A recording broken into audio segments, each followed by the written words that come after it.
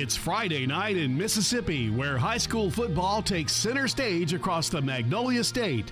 That also means it's time for the Friday Night End Zone's Game of the Week on the Spirit Media Network. The Friday Night End Zone Game of the Week is brought to you in part by King's Daughters Medical Center, providing quality health and wellness in a Christian environment. By Mississippi Ag, Ag Up. By Centerpoint Energy, always there. By Lakeside Molding, where details make the difference. By Pole Chaps of Brandon. Need your business to stand out? Pole Chaps has you covered. By Vans Sporting Goods, online at vansoutdoors.com. Now let's head to the field with tonight's crew bringing you all the action right here on the Spirit Media Network.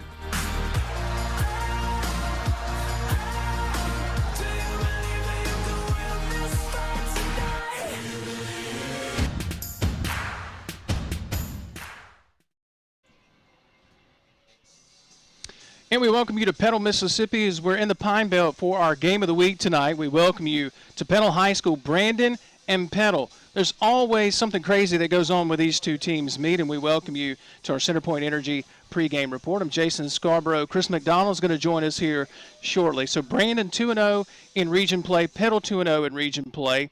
And we told you when these two teams get together, you never know what's going to happen. We'll give you a little recap about what happened last week. Brandon last week, they got down to George County 6-2 at the half, but they erupted in the second half to win going away 29-6. You go on the other side, Petal, in a 2-hour rain delay and lightning delay last week, they were able to overcome and defeat Oak Grove, their nemesis Oak Grove, 21-7. So you've got two teams, both 5 wins in the season, 5-1 overall for Petal, 5-2 for Brandon. Both teams 2-0 in the region, and with Pearl already taking a loss 2 weeks ago here at Petal, this game goes a long way in marking who will win Region 3-6A. We're glad that you're with us tonight. We ask that you share the Facebook live video you can watch on YouTube Live, Twitter, as well as our website, spiritmedianet.com. When you look at these two teams, it's interesting because Petal is a team that folks have been like, what's wrong with Petal the last couple of seasons? Well, they've been young. They've had a lot of sophomores, a lot of freshman players come in key positions. But this is a team Coach Marcus Bowles believes in.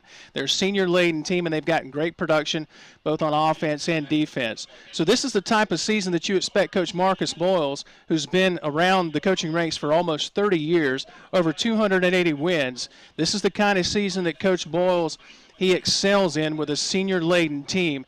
And this is a tough out for the Brandon Bulldogs tonight. Of course, the Bulldogs led by Dandy Dozen quarterback Will Rogers. He's got his work cut out for him tonight going against a stiff Petal defense. Of course, this is a Petal defense that gave up 37 points to Pearl a couple of weeks ago, and that was Pearl without star running back Kenyatta Harrell for much of the ball game. So when you look at what's got to give tonight, Brandon, a stout defense, Petal a stout defense, both teams with some offensive playmakers, and we've got a pretty much, for the most part, a dry track here tonight. Weather we thought was going to be an issue here tonight. Rain was in the forecast for much of the night. We do see lightning in the distance. We did see that a few minutes ago, so we're hoping that that holds off and we can get this ball game in. Chris McDonald is going to join us here in just a couple of moments, help us break down tonight's impact players, starting lineups, and the kickoff coming in 2 minutes as we continue here on the Centerpoint Energy pregame show right here on the Spirit Media Network. You're more than a patient at KDMC. You're family, worthy of kindness, compassion, and respect.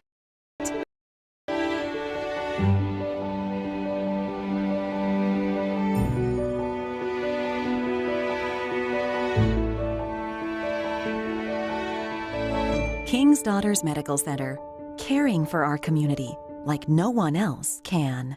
The Outdoorsman Tractor Package is here at Mississippi Ag. Choose a 3 Series John Deere tractor tailored to your horsepower needs and get all the attachments you require for the fall in one convenient package, including a loader, disc, and spreader starting at $315 a month. And as always, you get it all covered by our 10-year warranty. With 0% financing for 60 months, it's a deal that is sure to help you get your food plots ready for the season. Some restrictions apply. See dealer for details. Offer expires 10/31/19. Before digging in my yard, I always call 811 to have my utility lines marked, to avoid service interruptions or injury. As Centerpoint Energy says, it's better to call 811 now than 911 later. And if I suspect a gas leak, I leave the area immediately on foot and call Centerpoint Energy and 911 from a safe, remote location. Really? CenterPoint Energy invests in its infrastructure to help keep you safe. CenterPoint Energy. Always there. Mississippi Hunters, did you know that Vance Sporting Goods has the largest gun selection in the state? Vance carries the lines you know and respect, like Browning and Benelli. And we've got plenty of ammo in stock too. Drop by and check out our new duck hunting section, complete with decoys and accessories. You'll be happy you did. If it's guns, it's at Vance. Vance Sporting Goods. 777 Highway 468 in Brandon, or visit us online. All right, we'll welcome you back as we're just about ready for, right when we get back, the Star Spangled Banner and tonight's prayer. So we might have to throw it to another break here in just a second. So bear with us as we got back right in time for tonight's prayer and national anthem. So we're just about 9 minutes and 30 seconds away from kickoff here as we'll pause for our national anthem and tonight's prayer. One more pregame break here in the CenterPoint Energy pregame show. Hate to do this to you, but we're back in 2 minutes on the Spirit Media Network. Family owned and operated since 1986, Lakeside Molding has become the trusted source of architectural products throughout the South. They offer fine interior architectural moldings, custom millwork, and cabinet doors designed and handcrafted in Flowwood. Their showroom on Lakeland Drive is stocked with today's most sought-after interior details, including corbels, post, fireplace mantles, bath vanities, butcher block islands, mirrors, and much more. Tim Shoemaker and his staff work closely to meet client needs for new construction, restoration, and remodeling projects. Lakeside Molding, where details make the difference. You often hear about Mississippi's best kept secrets. If you're looking for the perfect place for your next weekend getaway or the just right setting for your wedding reception, look no further than the best kept secret in Mississippi, the Cart Barn Inn. The Cart Barn Inn is tucked away in Bruce, Mississippi, less than 30 minutes from Oxford, and is a full-service bed and breakfast. Each room at the Cart Barn Inn is fully furnished, including flat-screen TVs, microwaves, refrigerators, wireless internet, comfortable seating areas, and docking stations for your smartphones just in case you forgot your charger. Enjoy breakfast in the morning or a nice evening walk in our privately fenced-in courtyard. Enjoy the game outside on our patio area or take a walk on our boardwalk to our private gazebo. Kay Tyler and her staff will meet every expectation during your stay. Call and book your reservation today at 662-983-7829 or log on to cartbarninn.com. Cart Barn Inn, the best kept secret in Mississippi. The Mississippi National Credentialing Initiative, or MNCE, is a collaboration between the Mississippi Community College Board and the 15 Mississippi community and junior colleges. The MNCE provides opportunities for students enrolled in credited career and technical education programs to receive national certifications. The premise of the MNCE is to connect education and industry for an improved Mississippi workforce. Students with national certifications often earn more than their counterparts without a certification. Visit mccb.edu for more information regarding the MNCE and career and technical education programs that lead to national certifications. Can't figure out where to stop for lunch or dinner? That's easy. Abner's of Brandon, famous chicken tenders, will hit the spot for you and your family. Abner's famous chicken tenders are unique because the fresh chicken is marinated and battered in Abner's own special recipe batter, and then served with Abner's own special dipping sauces. You'll always get fresh chicken tenders, never frozen, and it's all made from scratch. Abner's of Brandon, located at 1480 West Government Street in Brandon. Like us on Facebook for updates and store information. A smile is one of the first things most people notice. And for over a decade, Germany Dental has helped change smiles for thousands of people across Mississippi. I was so embarrassed about my teeth that I never smiled. But now that I have dental implants and cosmetic veneers from Germany Dental, I can't stop smiling. My decision to see Dr. Germany literally changed my life. Germany Dental, changing lives, one smile at a time. Call 601-825-4746 today.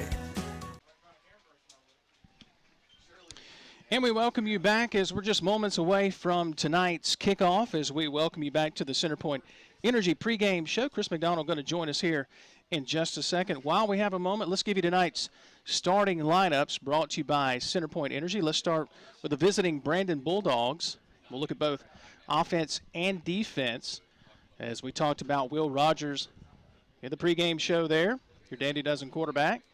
And, of course, on defense, one of the key players there is Perry, your linebacker. And that's a look at the Bulldog starters on offense and defense. Gives us a chance to now look to the home-standing Petal Panthers. Offensively and defensively there, as you look, DeCarlos Nicholson had a great ball game in our last game of the week here against the Pearl Pirates. Defensively, of course, Jacorian Newsom. That's the name we're going to call quite a bit tonight. As Chris McDonald now joins us on the broadcast. Welcome to the booth, my friend. I appreciate it. Glad that you're here, man, and glad that you're with us here tonight. So, all right, so Brandon, Petal. There's always crazy things that happen when these two teams get together.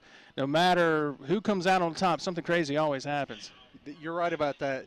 It has been a up and down series with these two. Sometimes a team that you think is going to just come in and just completely control, it doesn't happen that way. Doesn't always happen that way, does it?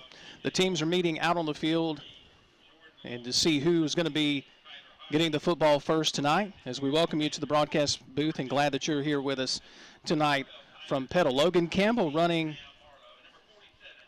everything pretty much.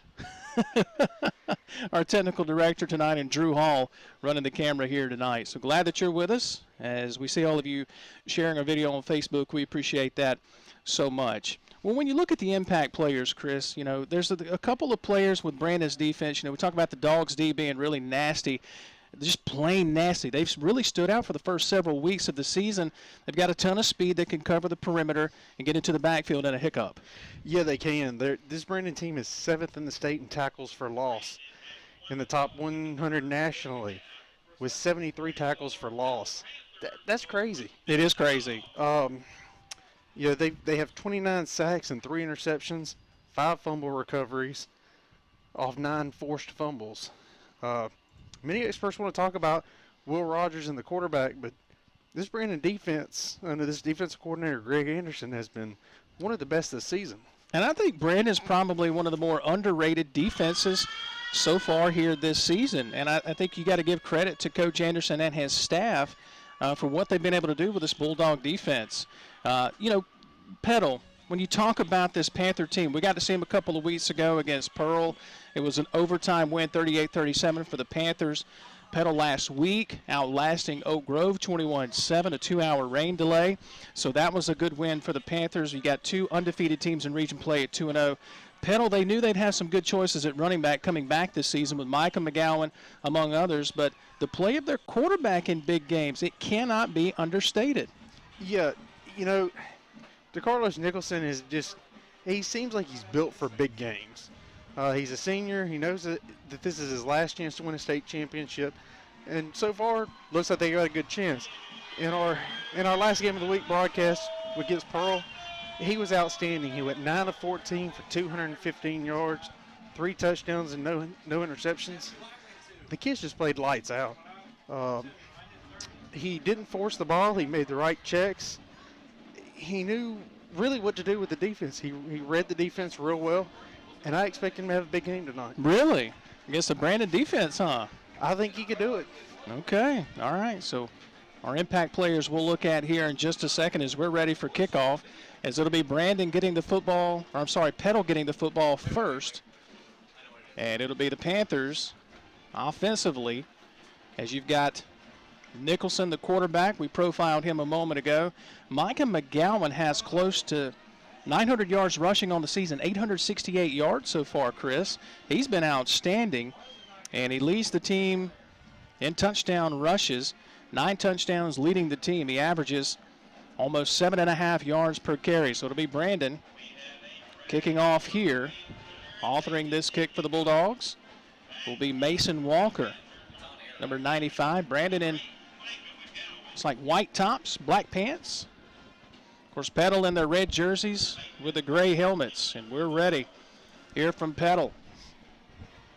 Beautiful night for football. The rain has cleared off, and fans continue to file in here from Petal. Glad that you're with us tonight. Thanks for hanging out with us on Facebook, Twitter, YouTube, and SpiritMediaNet.com. Looks like that's McGowan, one of the return men of the formation here for the Panthers. Here's a kick from the Bulldogs. Going to go into the end zone, and Petal will get it 1st and 10 out at the 20-yard line to start things off. So what are you looking for here on offense for Petal? One of the things that I thought was interesting, Brandon only has just over 600 yards rushing as a team so far this year. Petal has nearly 1,600 yards rushing as a team. It's going to be important for Petal to get off with a good running attack here. I agree, Jason. Get out, do what you do well. Establish yourself, get some rhythm going. That's the biggest key. Let's see what the Panthers come up with here. Nicholson, your senior quarterback. Put a man in motion. Play clock down to 6 seconds. Nicholson flips the running back. Looks at that 3-man, now 4-man Bulldog front. There's the snap, a handoff to McGowan, a stutter step, and he has stood up as he gets to the 21-yard line and immediately tackled Perry and Harris, combining to make the stop for the Bulldogs. Yeah, the center of that Bulldog defense, they read that real well. Minimal gain. They've been very good at that all season. The tackles for loss, we talked about that in the pregame. Brandon has been outstanding. Top 100 in the nation and 7th in the country, or 7th in the state, top 100 in the country, with 73 tackles for loss. Your quarterback is Nicholson. He'll take the snap. Quick throw here to the near side. It's too high for the intended receiver. Looks like he was trying to hit Harris here on the near side. And I don't know if that one was too tall for Harris or if he just took his eyes off of it. Maybe a little bit of both. Early in the game, big game, get a little amped up. Let that one fly a little too high. So 3rd down and 8. Our first 3rd down of the night just underway. First possession. Petal and Brandon. Petal's won 2 of the last 3 versus the Dogs. Brandon winning convincingly last season. Nicholson going to hand off to McGowan coming near side. Tries to reverse his field, and there's that Bulldog defense. And we will call this gentleman's name quite a bit tonight. Perry as well as Bowie coming up to make the tackle for the Bulldogs. And it's 3 and out for this Petal offense. He made a nice cut, but this defense just swarming to the ball and doing what they do well. Let's see if the Panthers can get off a good kick here. Nate Jones inside the 10 comes forward. The punt block was on. Not a very good kick. Going to take a Bulldog bounce inside the 35 and go backwards towards the 30. So Brandon's going to have outstanding field position here as that punt just looked really, really weird there as it went backwards. Yeah, he had a lot of pressure on him, a couple of defenders in his face, and I think he may have rushed that just a little bit. So here comes Will Rogers, your senior quarterback. Looks like that's going to be Johnson to his right shoulder and not Montag, and it is going to be Johnson. Now pistol formation for Rogers. There's the snap, a handoff to Johnson, plunges inside the 30. It'll be a gain of, we'll call it 3 yards, 2nd down and 7. Yeah, good block, just, kind of setting a tone here. So Brandon with outstanding field position after a shank. As we see lightning in the distance. Goodness, we don't need any more lightning delays. 2 weeks in a row. Back to pass is Rogers. Quick pass here near side is caught inside the 27, is spinning out of bounds. On the reception, we'll call this young man's name quite a bit tonight. Ashton Nickelberry, the senior, leads the team in all categories, catches, yards, and touchdown receptions. Yeah, this kid's special. He's really anchored that receiving core this year for Brandon. So the Bulldogs with a 3rd down and 5, right at the 27-yard line. Ball on the near hash. Rogers calls for it, now looks to the sideline.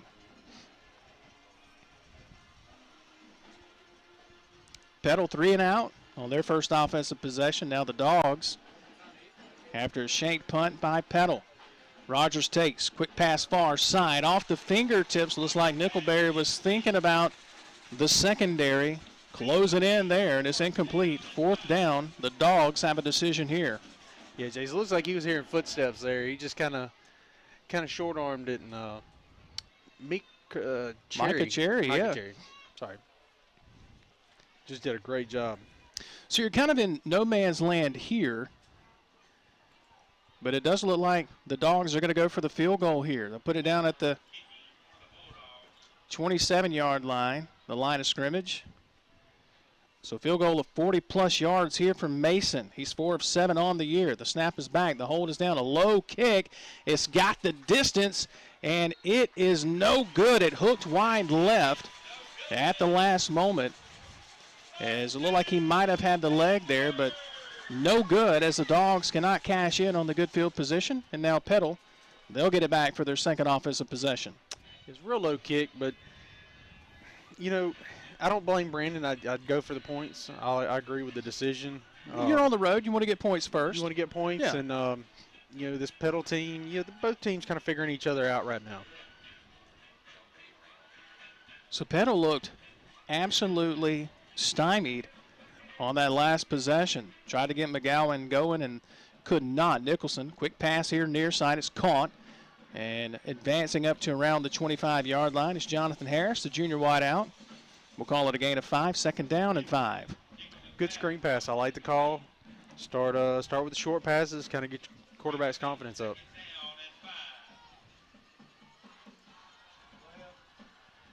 Scoreless here in this first quarter. Nicholson, your quarterback. Quick pass far side. It's low but caught. Now advancing across the 30 with the Mississippi Ag first down. And they wrestle him down as he gets up to the 36-yard line. And on the reception, looks like that might be Harris again, and it is. Yeah, Petal doing a good job. Looks like they're trying to maybe move a little tempo here. Screen pass, they keep running the trips and running that screen pass. Nicholson with trips to the near side here. Calls for it. There's the snap. Going to hand off right side with a big hole. A Mississippi Ag first down and more. And on the carry is number 28 for the Panthers, a new running back in the ball game. That's 28, Cameron Martin. Now you look at the center point energy replay here, and he had a big hole off that right side. Yeah, you got to give it to that Petal offensive line. They opened up a big hole on the right side of the line. So in Bulldog territory for the first time tonight, a quick pass here near side from Nicholson. And first down, spinning inside the 40. Near the Bulldog 35-yard line. The Mississippi Ag first down. Jeremiah Robinson, 12th catch of the year for a Mississippi Ag first down. 3 out of 4 plays have been screen passes to, they've mixed it up as to which side, but they're challenging Brandon, saying, stop us. Nicholson has connected with a couple of different receivers here. Handoff here near side. I think that's going to be 28 once again on the carry, and it is. It's going to be Cameron Martin, junior running back. And you look at the center point energy replay here. Wow, just a good job just getting to that outside and getting what you can. This is a Brandon defense. They get in the backfield quick. You don't have 73 tackles for loss and rank in the top 100 nationally if you can't get in the backfield quickly. And this Bulldog defense has been able to do that all season long, and now Petal trying to use their strength against them. A man in motion is Robinson. Nicholson, your quarterback. Got a handoff up the middle. I think that's McGowan back in the ball game. And it is, as he meets a wall as he's met by Perry and pushed back. Now we got a little pushing and shoving going on here. At the end of the play, as it carries to the 29-yard line, Petal going to be facing a third down and very short here. You know what? I say stick with what works. That screen pass has been working. I would go back to it. Haven't seen Nicholson take off with it yet either. Now, granted, we're still very early in the ball game, but Nicholson, he's been able to run the football quite effectively this year as well for the Panthers. Just haven't seen him take off just yet. We'll call it third down and 3 for the Panthers, just inside the Bulldog 30. Nicholson going to hand off. Looks like that's McGowan spinning, still fighting for yardage. Gets to the 25-yard line, and he's got the Mississippi Ag first down. And got to give credit to this Petal offensive line. Yeah, you do. They've been doing a good job, and just you got to give it to the running back, not giving up. He just keeps his legs churning and gets the first down. You have a feeling that Coach Boyles wants to shorten the game, keep that Bulldog defense out there for quite a bit of time, and doesn't want Will Rogers and that Bulldog offense on the field. Wants to shorten this ball game. I would say so. Nicholson in the shotgun once again where he's been all night. Going to roll to his right. Looks downfield, wants to go long. Has a man. It's caught inside the 5-yard line. And on the reception, Jonathan Harris, the junior wide receiver, And goodness gracious, what a pass by Nicholson. Yes, it was. He put it right where only the receiver could get it, and was not bad coverage by the defense. He just put that throw right where it needed to be. Inside the KDMC red zone with a Mississippi Ag first down. It's 1st and goal for the Panthers as we're at the 6:38 mark of this first quarter. Second possession for the Panthers. Trips to the near side for Nicholson. He'll put a man in motion. Nicholson takes, slant pass. Incomplete, and there's the flag. They're going to get interference. And I believe, let's see who the guilty party is. That might be Perry, the linebacker, that they caught there with the pass interference penalty. Do you like the call there, pass interference? Yeah, I agree with it. He looked like he got there a little early, wrapped him up. He kind of had his arm draped over him. I'd say that's a fair call. Let's look at the replay here.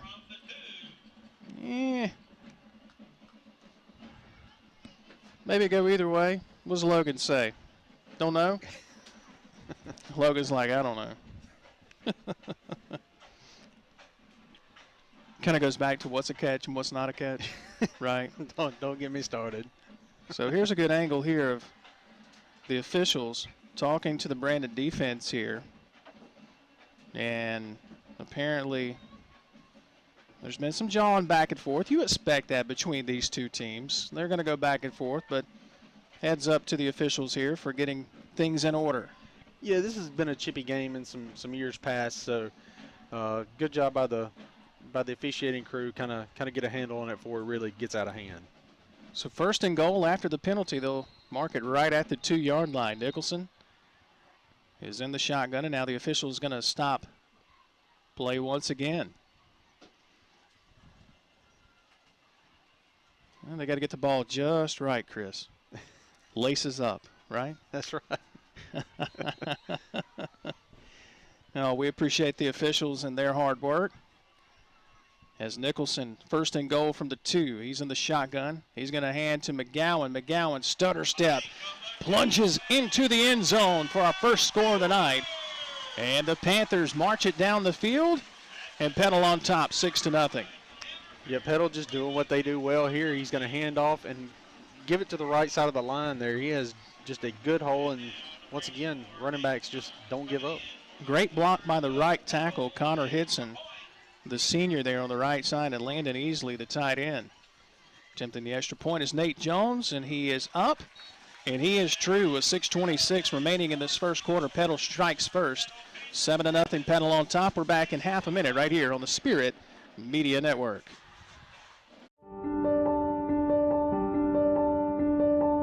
You're more than a patient at KDMC. You're family. Worthy of kindness, compassion, and respect.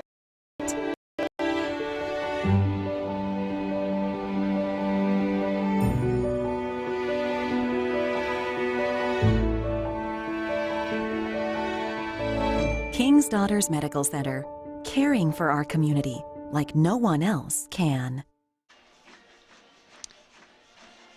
Back with you here in the Pine Belt as Petal has struck first. They're on top, 7-0 over the Brandon Bulldogs. Second offensive possession of the night results in a 2-yard Micah McGowan touchdown run. As McGowan, his 10th touchdown of the season now. The Panthers will kick deep. Going to be taken by the Bulldogs and then fumbled out of bounds here on the near side. Trying to catch it on the run here was Richard O'Brien. Went out of his hands and then out of bounds here, Chris. And the Bulldogs, backs against their own goalpost here, 1st and goal, or 1st and 10 from their own 5-yard line. Yeah, he just, I don't know if he took his eyes off of it or what happened there, but you can see the look on his face when it came off of him. He had that look like, I don't know. Don't you think there you're kind of in no man's land if you're a returner, because you want to let it go. Then you're worried if a coach might get on to you a little bit. Hey, you needed to catch that, needed to field it. Kind of a no man's land, but you feel bad for O'Brien there. So here come the Bulldogs. As Rogers going to hand off, and just a couple of yards here. Looks like that's Johnson. And Johnson's a little gimpy coming up here. As give credit to this Petal defensive front here. He's coming up to make the tackle. Is Isaac Lee combining with Newsom. That was a good job by the defensive end because there was a hole there, and he just leaned out and closed it off. And Johnson, he's been a good running back. He's been a solid performer for Brandon so far this year. Got an interesting stat for you here in just a second. Is Rogers. He's got twins to the far side. He's going to hand off. Coming up the middle. I think that's Johnson once again. And he's going to get out to the 10-yard line. It'll bring up 3rd down and about 5 for the Bulldogs. They may give him the 11. They say nope, he's right at the 10. Check that on the carry for the Bulldogs was number 6, Azario Smith. He's actually the leading rusher for Brandon this year with 259 rushing yards. Brandon as a team, Chris, coming in only 659 rushing yards. Petal, they've got close to 1,600, so a stark contrast there. And Brandon, they want to get that running attack going tonight. Rogers. Work cut out for him here, 3rd and 5. He's back to pass. Time in the pocket.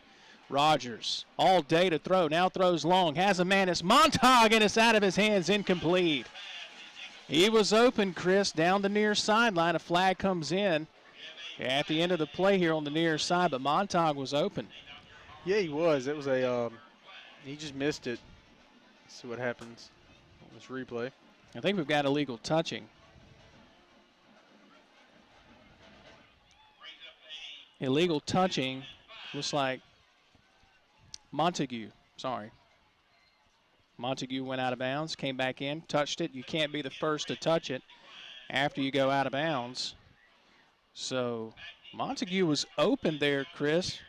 Wouldn't have mattered. Illegal touching, penalty declined.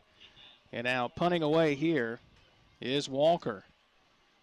He has a long punt this year of 37 yards. Going to need to get off a boomer here. As Petal stands to get good field position. Kind of a low line drive kick. Petal going to watch it bounce out of bounds near midfield. Let's see where they officially spot it. At the Petal 49-yard line. So the Petal Panthers sparkling field position as they lead 7-0, 4:56 here in this first quarter. Good job getting them back across. Of course, Petal going to have good field position here just on their side of their side of the 50. What do you dial up here on offense? The screen passes, kind of using a 1-2 running back combo, a 1-2 punch is what Petal's going to do. What do you dial up here if you're Coach Marcus Bowles? You're up 7-0. Honestly, I stay with it. Yeah. I just keep running it till they can stop it. Don't go for the jugular just yet, right? Not just yet. Here's an end around coming near side. Plenty of room inside the Brandon 45. And on the end around is going to be number 7 on the carry for the Panthers. That's going to be Rashad Hanford. And Hanford had a big ball game against Pearl in that first half a couple of weeks ago when we were here. And he went out in that first half with an injury. Good to see him back. Yeah, it is. That's a good block good job by your receivers and everybody on the outside out there on the perimeter, just doing a good job of blocking and giving them a spot to run. Nicholson takes, fakes, passes, far side, complete. Hanford, stiff arm. They're going to be drugged down from behind as he gets to the 35-yard line. They may give him the 36, but it does result, Chris, in a Mississippi Ag first down. Yeah, it was a good job. Good blocking again on the outside. Like I said, if I'm Marcus Bowles, I'm going to keep calling these plays until try to just move it up the field. Like you said, keep that Brandon offense off the field. And the other thing that they're doing here, and we thought they might do this coming down, you've got a defense that's fast, gets up the field quick, they get in the backfield quick. What do? You run away from them. And that's what the Panthers have done so far. Man in motion. 1st and 10 from the 36 of Brandon. Nicholson back to pass. Pressure coming. Hit as he throws. Pass is incomplete. Had a receiver here near side. Hit him in the hands. Incomplete. 2nd down and 10. Nicholson took a pop as he released that football. Paxton Edmondson laid the lick on him right when he let it go. Yeah, Harris took a good shot here too. If we watch this replay, he had him open. Just hit him in the hands. He took a good lick for it too. And give credit to the secondary there for Brandon. Richard O'Brien made a special teams mistake moments ago and comes up with a play here to knock it away. We've got a Petal Panther timeout. Coach Bull says let's talk it over. And we'll take the timeout with him. 3:41 in this first quarter. Petal on top, 7-0. We're back in 30 seconds on the Spirit Media Network. The Outdoorsman Tractor Package is here at Mississippi Ag. Choose a 3 Series John Deere tractor tailored to your horsepower needs and get all the attachments you require for the fall in one convenient package, including a loader, disc, and spreader starting at $315 a month. And as always, you get it all covered by our 10-year warranty. With 0% financing for 60 months, it's a deal that is sure to help you get your food plots ready for the season. Some restrictions apply. See dealer for details. Offer expires 10/31/19. And we welcome you back after the timeout. Coach Bulls of Petal wanted to talk about it. 2nd and 10 for the Panthers, leading 7-0. Glad that you're with us tonight. Jason Scarborough, Chris McDonald, Logan Campbell, all in the press box with you. Drew Hall running camera for us tonight, doing a phenomenal job. Is Nicholson going to hand to McGowan? Tough going here. Gets maybe to the 34. We'll call it a gain of 2. 3rd down, 8 coming up for the Panthers. Give credit to that Bulldog defense. Bowie and Perry making the tackle. Yeah, once again, Brendan's still doing a good job of containing the inside of that defensive line. If I'm Petal, I'm probably looking. Go outside maybe? Go outside maybe a good RPO. You got a good mobile quarterback.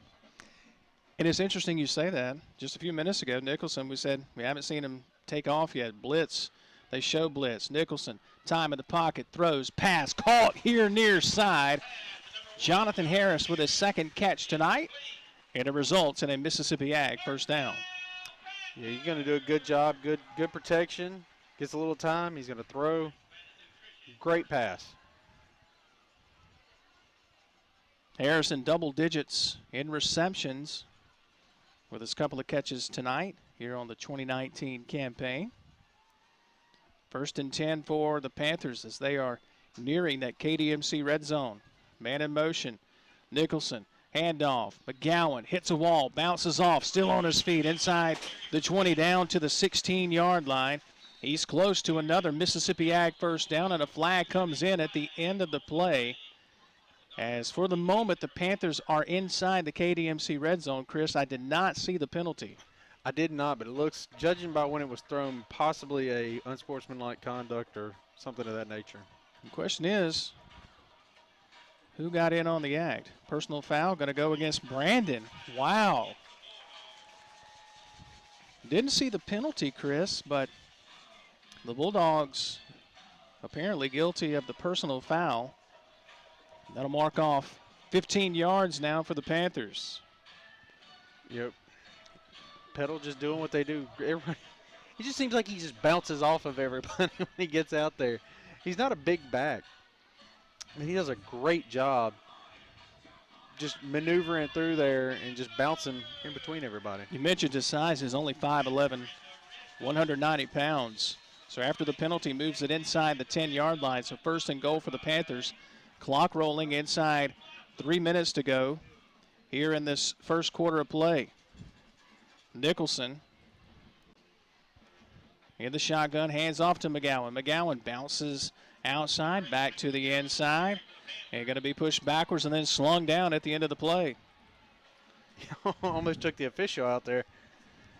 Yeah, Brandon, once again, really doing a good job on the inside. Petal's really had a lot of luck on the outside of that offensive line. Lawson on the tackle there for the Bulldogs moments ago. So 2nd and goal now from, we'll say, the 7. Trips to the far side of the formation. McGowan remains in the game at quarterback. Nicholson snaps. Nicholson keeps. Nicholson in the end zone. Touchdown, Panthers. And Nicholson, we talked about him being a mobile quarterback, Chris. He showed off his wheels here. Boy, what a hole he had right there. The offensive line doing a great job, and 3 or 4 defenders on him. He still manages to get in the end zone. 13-0 Panthers on top with 1:47 here in this first quarter. In to attempt the extra point is Nate Jones. Jones authors this kick up, and it's good. Petal 14, Brandon nothing. A minute 47 in this first quarter of play. As we take another look as the extra point punches through here for the Panthers. Family owned and operated since 1986, Lakeside Molding has become the trusted source of architectural products throughout the South. They offer fine interior architectural moldings, custom millwork, and cabinet doors designed and handcrafted in Flowwood. Their showroom on Lakeland Drive is stocked with today's most sought-after interior details, including corbels, post, fireplace mantles, bath vanities, butcher block islands, mirrors, and much more. Tim Shoemaker and his staff work closely to meet client needs for new construction, restoration, and remodeling projects. Lakeside Molding, where details make the difference. I'm about to check it now because I got pulled up.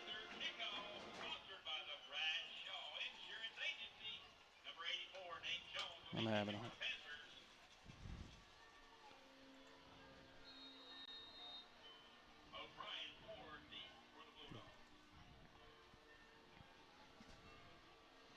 Welcome you back as Jones gets ready to kick this one deep. And O'Brien is going to go off of his knee again and out of bounds. O'Brien, his second muffed kickoff in a row, and it's out of bounds near the same place it was last time. Wow. Goodness gracious. Yeah, that was a, once again, I mean, just have a rough night for this kid on kickoffs. Wow. So Brandon 1st and 10. At the 6-yard line. Goodness.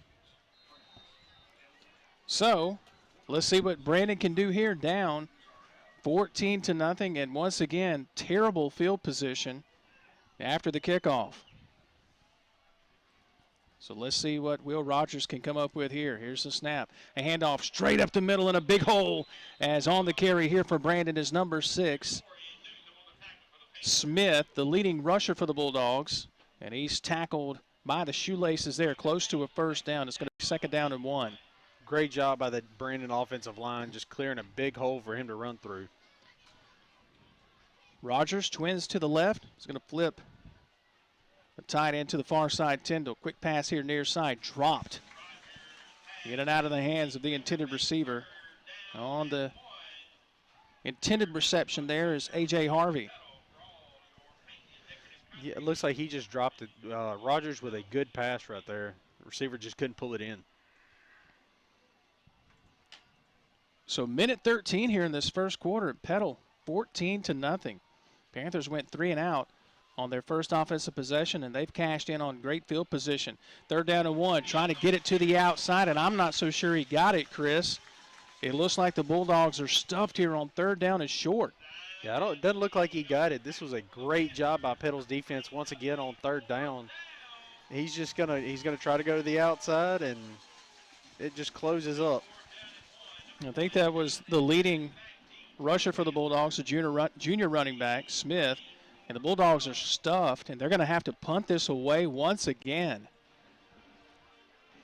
Yeah, the kickoff blunders have really put them in a hole. Oh, goodness. You know that Coach Peterson and staff have to be livid as Walker comes forward. A high spiraling punt. What a kick. Good. This could field or flip the field position here, and it does. Takes a Bulldog roll inside the 30, the 25, all the way down to the 23-yard line. What a punt for Walker. His long coming into the season was 37 yards, well outdone there by a mile. And Brandon needed to flip the field position here in the worst of ways, and they just did that. Yeah, they did. Great job by this kid. Flips the field, gives their defense a chance. So 17 seconds here in this first quarter, and Petal up 14-0 now with the football. Time to squeeze off 1 or 2 more plays here before we end the first quarter. Nicholson, who just scored a touchdown moments ago. There's the snap. Flag comes in. And it looks like it's going to be, Chris, you catch it? I think it's going to be false start. False start.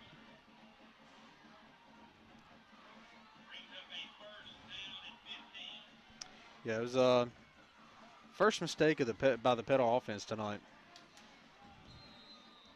Maybe one of the receivers out of the stance there. So Petal with their first penalty on offense tonight. 1st and 15 for the Panthers. As Nicholson going to take the snap and hand off to McGowan. Nowhere to go. Actually check that on the carry. That's going to be the second string running back. Cameron Martin, and Chris, he was stuffed from the beginning. Yeah, this was a great job by the Brandon defense. I mean, we talk about this defense getting in the backfield quick. He did it right there. Kadarius Bowie with the stop, and that brings us to the end of the first quarter.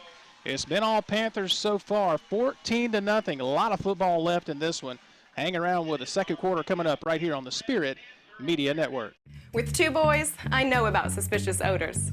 But CenterPoint Energy taught me something important. If I smell rotten eggs, it might be a gas leak. I should leave on foot immediately and call both CenterPoint Energy and 911 from a safe location. I also never store flammables like paint or gasoline near my natural gas appliances. One spark is all it takes to ignite fumes.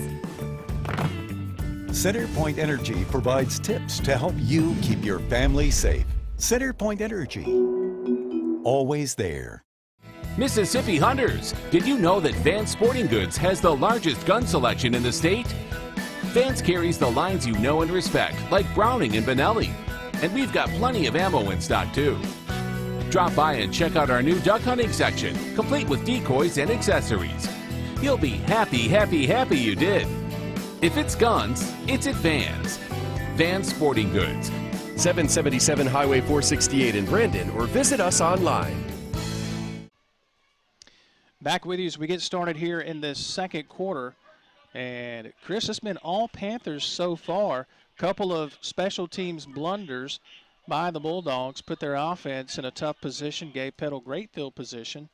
Now for the first time tonight, Petal kind of experiencing what Brandon did much of that first quarter with bad field position. Yeah, Brandon really put themselves in a hole here. Hats off to Petal so far. They've taken advantage of their opportunity. 2nd and 15 for Nicholson. He's back to pass. Plenty of time. Throws over the middle, and it's intercepted by the Bulldogs. Intercepted by Brandon. The break that the Bulldogs needed. And tackled out of bounds inside the 30, and there comes the flag. On the interception for the Brandon defense is number 12, DJ Walker. First interception of the season for the senior free safety. Yeah, he had time. He's moving around in the pocket and just sailed this one a little high. Went right over his receiver and into the defender's hands. I don't know who he was going to there. Was he going to Hanford or to Harris? It looked like he went to Hanford, but it went a little high, and it looked like Harris may have had a shot at it had Walker not stepped in that gap. And after the play, they're going to get a late hit on the Panthers. I think that's going to be the flag here, Chris, at least. That's what it appeared to be.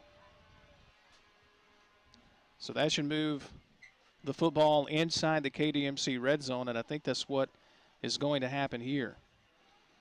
I think maybe Hanford, the guilty party? Yeah, he carried him out of bounds and just kept driving him.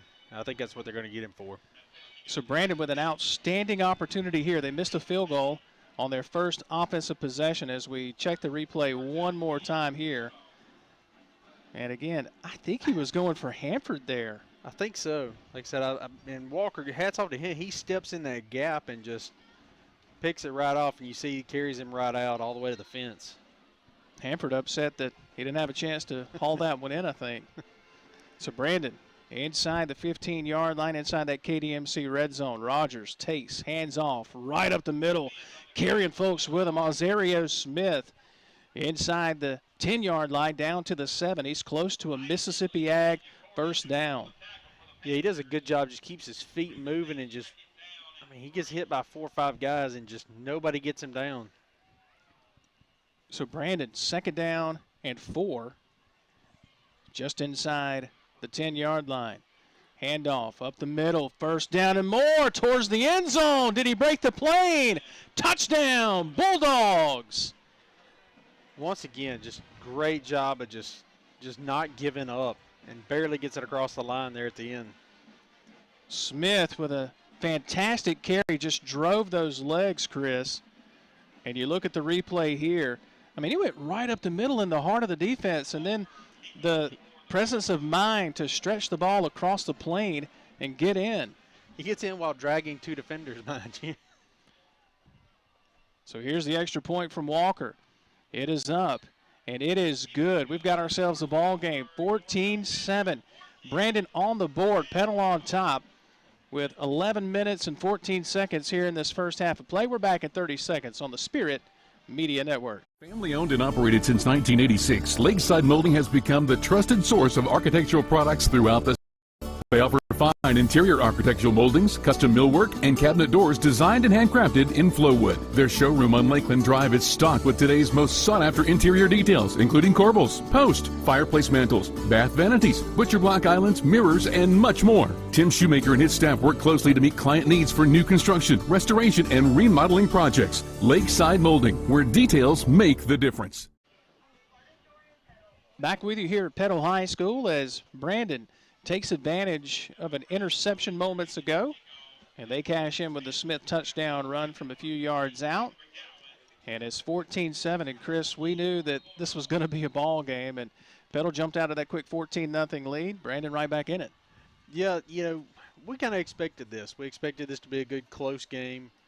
And so far, we've got just that. Here's the kick from Walker.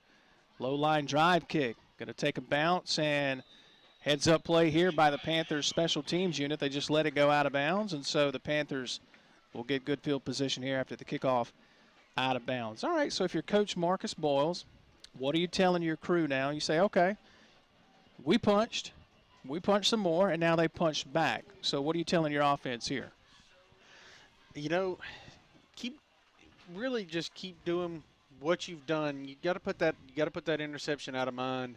You got to go out there. I'd either start with a slow pass or go back maybe a couple of runs and work back into that pass. And just keep doing what you've done all season, what's gotten you to this point. That's why they don't have 1,600 rushing yards for nothing. No. Really thought they would go to McGowan more on that last possession as Nicholson takes the snap. I think that's McGowan on the carry, and he is stood up by a wall of black, gray, white, and red and pushed back. He had nowhere to go there. Great defense by the Bulldogs. Yeah, defensive line just working their way, and they're on the other side of the line just waiting on the running back here. Bowie and crew there on the stop. And you got a different linebacker in the ball game now.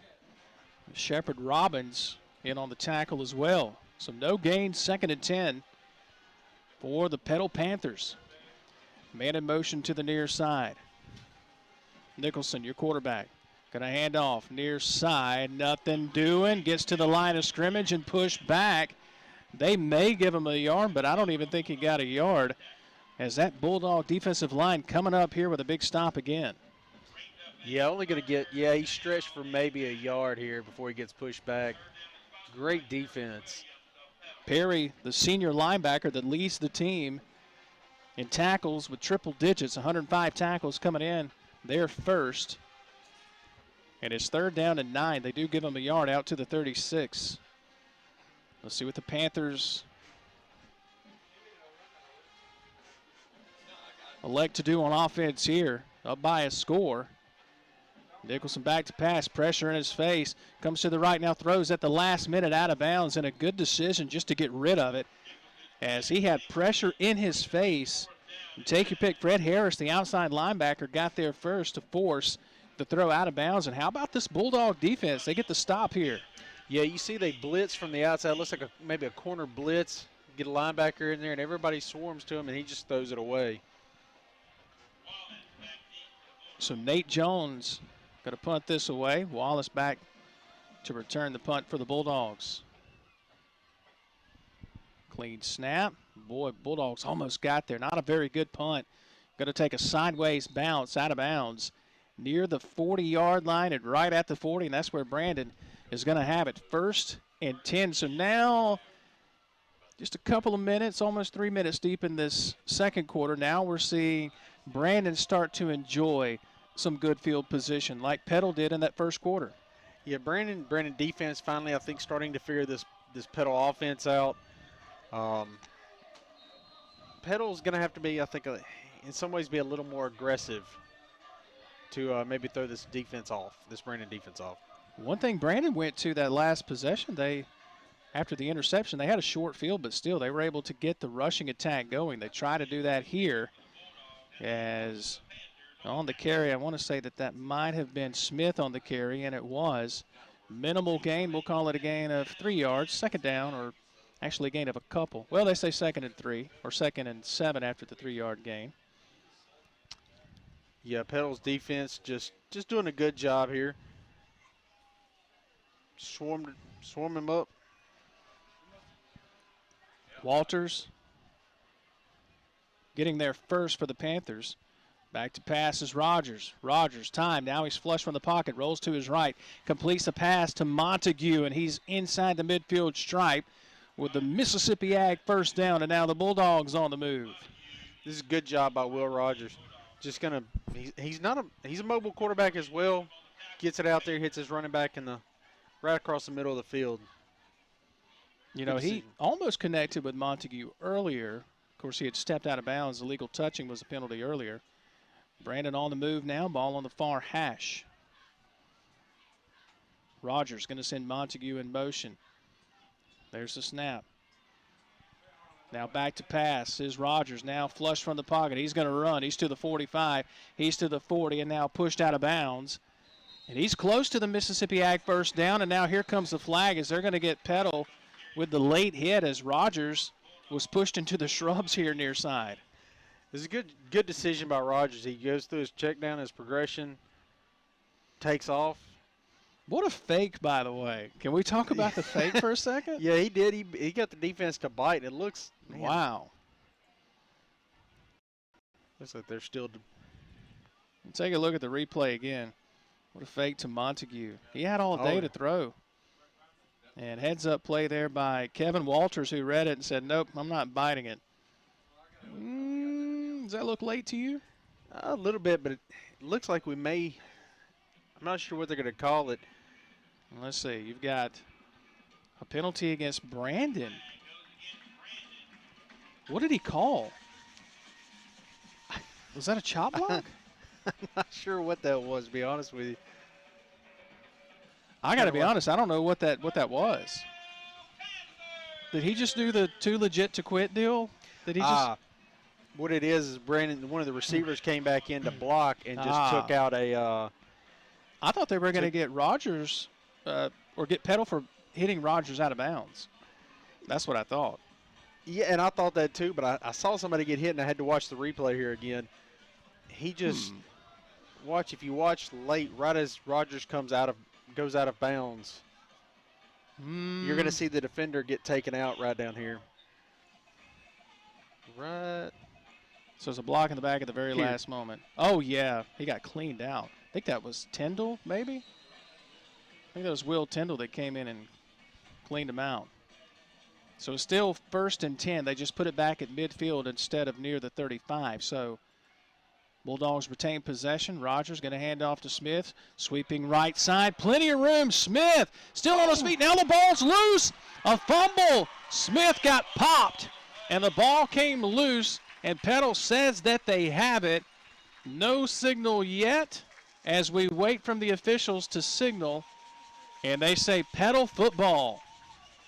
Yeah, he did a great job. That was, who was that? Was it Proctor? Might have been Proctor. Let's take a look at the replay. Brought to you by Centerpoint Energy, always there. And the Panthers, Johnny on the spot. That was Harris. That was Jonathan Harris, your starting wide receiver. Yeah, he knocked him out. Cherry came in from the side and hit that ball, and the ball pops right out. So Brandon gets a takeaway, and now Petal gets a takeaway. What else do you expect in a clash of Region 3 6A foes? Hanford in motion. Nicholson from his own 25 now looks to the sideline for his play. Play clock down to 6 seconds. So we got ourselves a ball game here with 8 minutes and change in the first half. Nicholson fakes. He's going to keep coming near side. He's in trouble. Has to turn on the jets. Stiff arm, and he's pushed out of bounds as he gets across the 30, close to the 32. Chris, he turned that into a 6-yard gain after it looked like he wasn't going to pick up a yard. Yeah, he did a great job of eluding that defense and just kept nice little stiff arm there at the end. Just worked his way up into a decent gain here. I really thought, you see right here, number 3 for the Bulldogs had a chance at him there, and that was Blake Smith. Just couldn't quite catch up to him. So a gain of 6, 2nd and 4. That's a tough job to ask your linebacker to tackle Nicholson in the open field. Now sweeping right.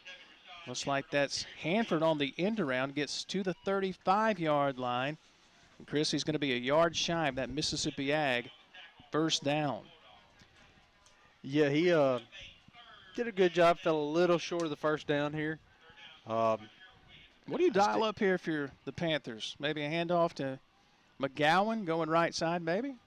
Yeah, maybe shoot the running back just off the tackle. That's where they've had a lot of success tonight. I'm Coach Bowles. I'm going behind Chris Bird, the sophomore, 5'11", 290, the left guard. That's who I'm going behind.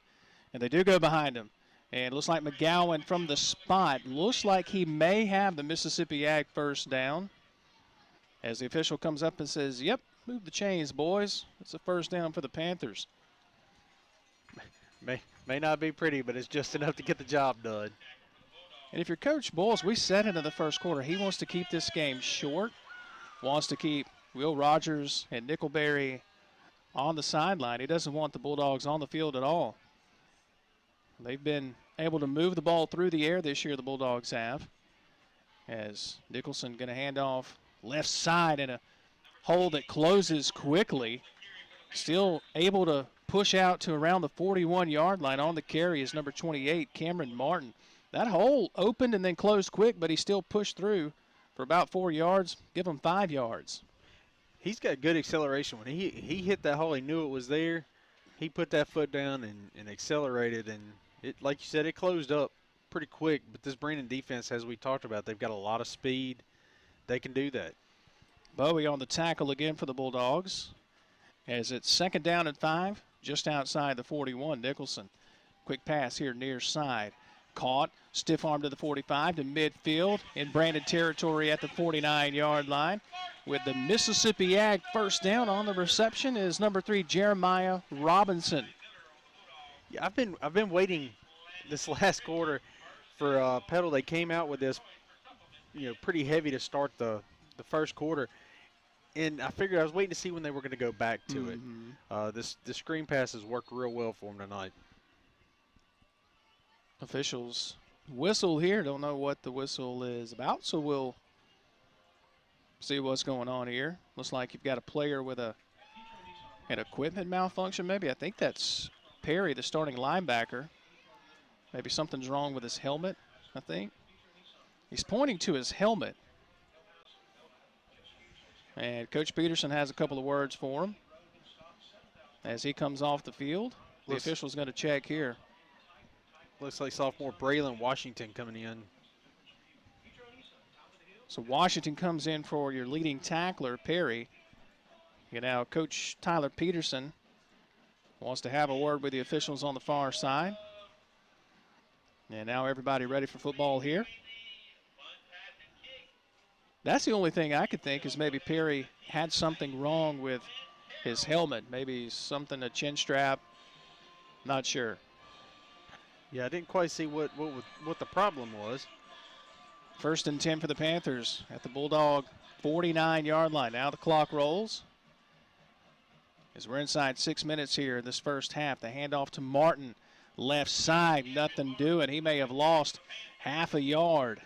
And getting there first again was Bowie, and cleaned up here by Edmondson. Yeah, this defense just does. Defensive line is just so good at getting in there and closing that hole up. You don't have 73 tackles for loss coming in to tonight if you're not able to get into the backfield in a hurry and stand up running backs across the state.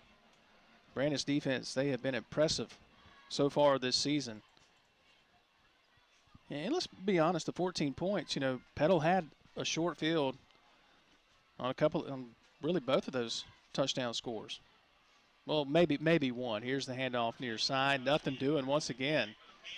As Hanford tried to take the end around, and nothing doing. 3rd down and long coming up. Yeah, they tried the jet sweep, and it just Brandon does a good job at reading it, and they say not today. Jordan Lawson got there first. Miller cleaned it up. And now Petal with a 3rd down and 11.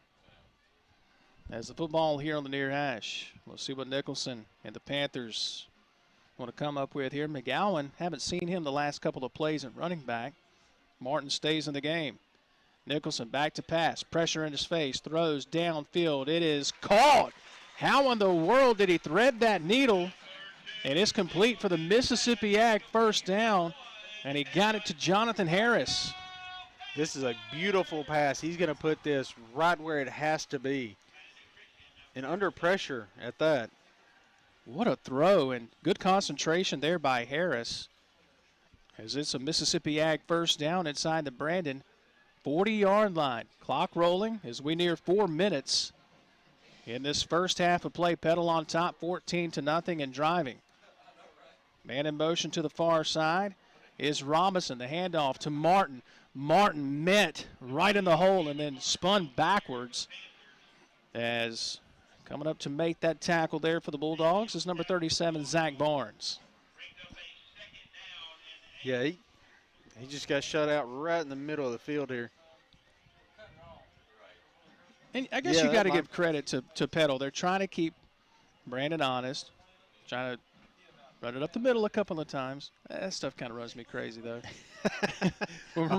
You and I are watching college football on Saturdays. You know, we kind of get upset at our respective teams. But you got to do it to keep an aggressive defense like Brandon, to keep them honest.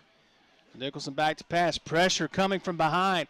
Nicholson rolls to his right, throws a catch on his knees, and then peppered out of bounds.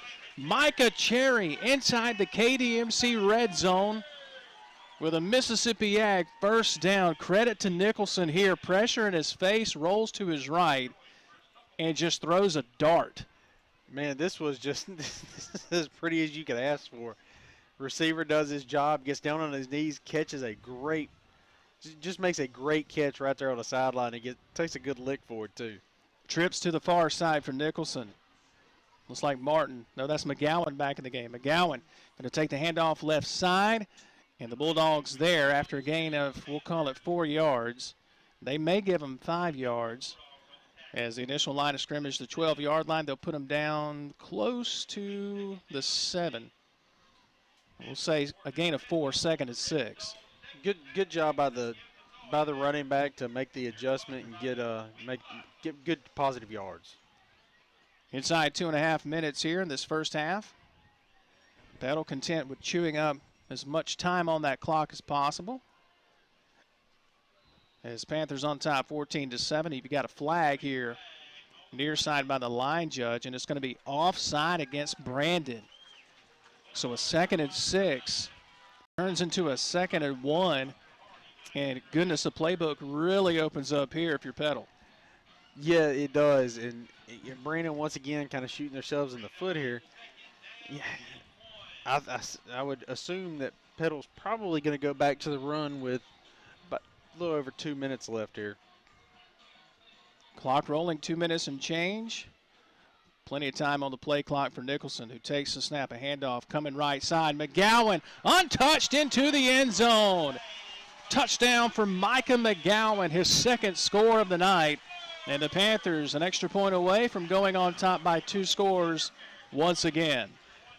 Like I said, go back to the run. Go back to your bread and butter. He goes to the outside and does not get touched.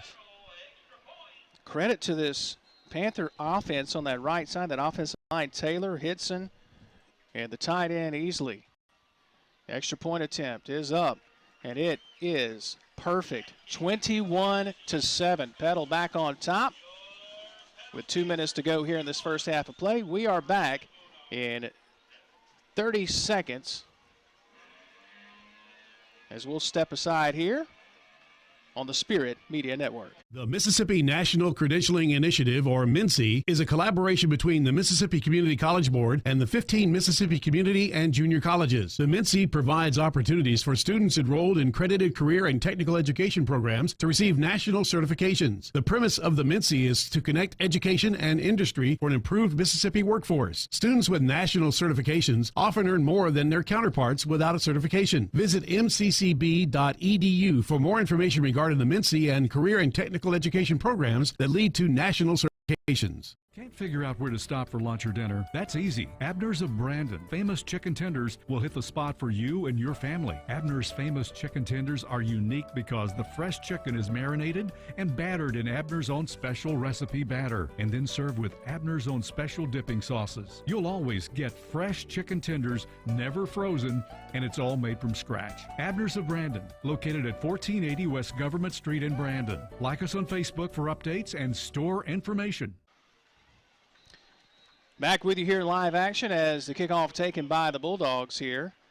And on the return, number 27 for Brandon. On the return is DeAndre Ward. And a good return here across the 30, close to the 35. 21-7, Petal on top of Brandon. You've got 1:53 if you're Brandon. You got 3 timeouts. You get the ball back to start the second half. Can't make a mistake here if you're Brandon, but you do want to get points before the half if you can. You do. You've got to play smart. Don't take big risks here. Get down there, put some points on with a personal foul. Yeah, it looks like it was a hit out of bounds on the return. I thought I saw the flag. Thought my eyes were playing tricks on me, but it was a late hit on Ward that's going to move the ball out to the 48-yard line. So Brandon with great field position and 3 timeouts for Will Rogers to go to work. Hand off to Montague, and he carries folks with him inside the midfield stripe down to the 46-yard line. We'll call it a gain of 5 yards. Second down and 4 coming up. Yeah, this was a really good job. He's quick. Just like I said, don't make the stupid mistakes. Keep a hold of the ball. Just you got time. You got 3 timeouts. They give him a gain of 6, so it's second and 4. That's kind of a weird snap to Rogers. Throws far side, complete to Nickelberry. And that's the first time we've called Nickelberry's name tonight. And he makes a big catch here for the Mississippi Ag first down. Good job by Rogers. It wasn't a great snap and found Nickelberry in a hurry. Yeah, it looks like maybe a busting coverage off the line, and he just got right in a little area where nobody was around him. Panthers playing a little zone there. Got caught. Nickelberry found the hole there in the zone, so it's 1st and 10 near the 20-yard line. Clock stop as Nickelberry went out of bounds. 1:16 as Rogers takes the snap. Hand off to Montague. Shifty move there by Montague. And he's got the Mississippi Ag first down as he stopped at the 12-yard line of the Bulldogs on the move. Yeah, he made a nice little adjustment about 5 or 10 yards upfield. Just makes a nice adjustment and gets a few more yards out of that play. Clock rolling as we're now inside a minute in the first half. Rogers in the shotgun once again. He'll move Tyndall to the near side. There's the snap. Montague sweeping left. Cuts and makes a move inside the 10 down to the 9-yard line. And that looked like Wyndham that came in there. Just, you see him come flying in off camera and just takes down this running back. You haven't seen Montague carry it that much before this drive. And goodness, he can stop and shift in a hurry, can he? Yeah, he can. He's quick. Timeout, Petal. They want to talk about it. Their second timeout burned here in the half. And we'll burn a timeout with them. Brandon driving down by 2 scores, 21-7. Just over 20 seconds left here, 25 to be exact. We're back at 30 seconds on the Spirit Media Network.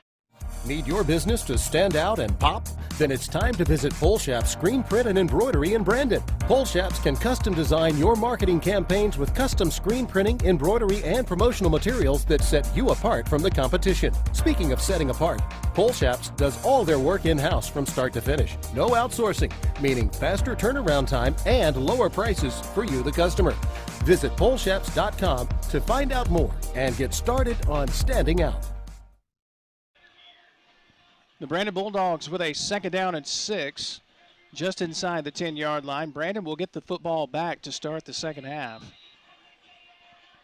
As Brandon trails 21-7, both teams coming in tonight undefeated in region play at 2-0. Petal having already defeated Oak Grove and Pearl could take a huge step forward defeating Brandon tonight. Blitz on, throw to the end zone. Man open, Nickelberry! Touchdown! Beautiful throw by Rogers, the corner route in the end zone for the score. Yeah, this is a great, just a little lob towards the back of the end zone, the back corner, and Nickelberry just all out there. Easy catch, easy pitch and catch. Beautiful placement there by Rogers for the touchdown. And now Brandon an extra point away from bringing this to a one-score game. With 19 seconds remaining here in this first half. Walker, the extra point. It is up, and it is good. 21-14. And we will take the break with them. We got one more break? Is this it? Yeah, we'll take the break with them back in 30 seconds on the Spirit Media Network.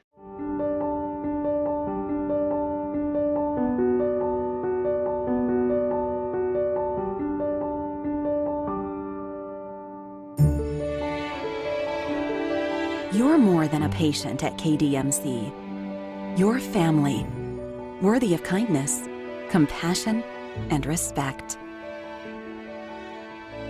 King's Daughters Medical Center, caring for our community like no one else can. Back with you here at Petal as the Bulldogs just moments ago, a beautiful pass from Will Rogers to Nickelberry for the touchdown. And Brandon back in this ball game on the reception for Nickelberry. That's his 6th receiving touchdown of the season. Personal foul after the extra point against Petal, so Brandon's going to get to kick this off from the 45-yard line. I've got to ask, are you tempted? You know what I'm going to say, right? How much football have we watched together? You're tempted to go for the onside here, right? Maybe? Yeah, maybe. I mean, 18 seconds, it doesn't hurt. They're going to kick it deep. I'd be a terrible coach. I like the call. I'd be an awful coach. 18 seconds, you're that far upfield. Onside, boys, let's do it. I mean, you're kicking off from the 45. You know, try to kick it, make it go 10 yards. Hey, if they hop on it at the 30 or 35, you know, not a big deal. And I like that. I like that call. I'd be a terrible coach, though. I think so. I would never punt. I really wouldn't.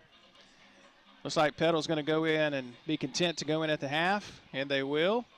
And the final seconds will tick off in a phenomenal first half between two undefeated teams. 21-14 at the half. Petal on top of Brandon. And we told you, this is always an entertaining ball game, Chris, and it's been entertaining so far here tonight. Your analysis of the first half on both sides of the football. Little sloppy at times. Both teams were a little slow to kind of get started, kind of figuring each other out. Brandon finally starting to kind of establish a running game as they were having problems with that. But it's kind of been the Will Rogers show as far as that goes. He's made some really nice passes that's put them in good position. It was a nice turnover, nice interception by their defense to put them in good field position to get that first touchdown. So for Brandon, you got to feel good. You go down 14-0 first quarter. At the end of the first quarter, it's 14-0 Petal rolling. You come back and you get it to a one-score game. You get the football back to start the second half. If you're Coach Peterson, what are you telling your Bulldogs? Hey, do what you've done this season. We're not opposed to seeing Brandon has played some games like look at last week. Yeah. They were down 6-2 at the half. To George County. Nobody picked George County to win the region, by the way. No disrespect, but nobody picked George County to win the region. But we've seen that several times where Brandon has played a sloppy or slow first half and then come out and play an amazing second half. True. So I would not be surprised if Brandon comes out here swinging to start the second half. Hey, folks, we got a good halftime for you coming up. We're going to take a 2-minute break here in a moment and throw it to the KDMC halftime report. The SEC update with Jason Crowder. And, folks, he's going to preview all the SEC football games across the Southeastern Conference tomorrow, including the game that yours truly, hey, you're going with me, right? That's right. We'll be at Death Valley tomorrow for LSU hosting Florida. We will be there for the Spirit Media Network and the Saturday End Zone show. No telling who we might run into down there tomorrow. This is going to be fun tomorrow. We get this game tonight and LSU Florida tomorrow. I mean, we have way too much fun. We are way too blessed, man. Oh, that you could say that again. It is going to be an amazing time. Anytime you get to go to LSU, that is a fun environment. I got to go for the first time last year, and it is just amazing. It's going to be a lot of fun. Death Valley on a Saturday night. There's absolutely nothing like it. SEC update coming your way in 2 minutes as Brandon and Petal at the half. Petal on top, 21-14. In 2 minutes in the SEC update right here on the Spirit Media Network. The Outdoorsman Tractor Package is here at Mississippi Ag. Choose a 3 Series John Deere tractor tailored to your horsepower needs and get all the attachments you require for the fall in one convenient package, including a loader, disc, and spreader starting at $315 a month. And as always, you get it all covered by our 10-year warranty. With 0% financing for 60 months, it's a deal that is sure to help you get your food plots ready for the season. Some restrictions apply. See dealer for details. Offer expires 10/31/19. Before digging in my yard, I always call 811 to have my utility lines marked, to avoid service interruptions or injury. As CenterPoint Energy says, it's better to call 811 now than 911 later. And if I suspect a gas leak, I leave the area immediately on foot and call CenterPoint Energy and 911 from a safe, remote location. Really? CenterPoint Energy invests in its infrastructure to help keep you safe. CenterPoint Energy. Always there. Mississippi Hunters, did you know that Vance Sporting Goods has the largest gun selection in the state? Vance carries the lines you know and respect, like Browning and Benelli. And we've got plenty of ammo in stock, too.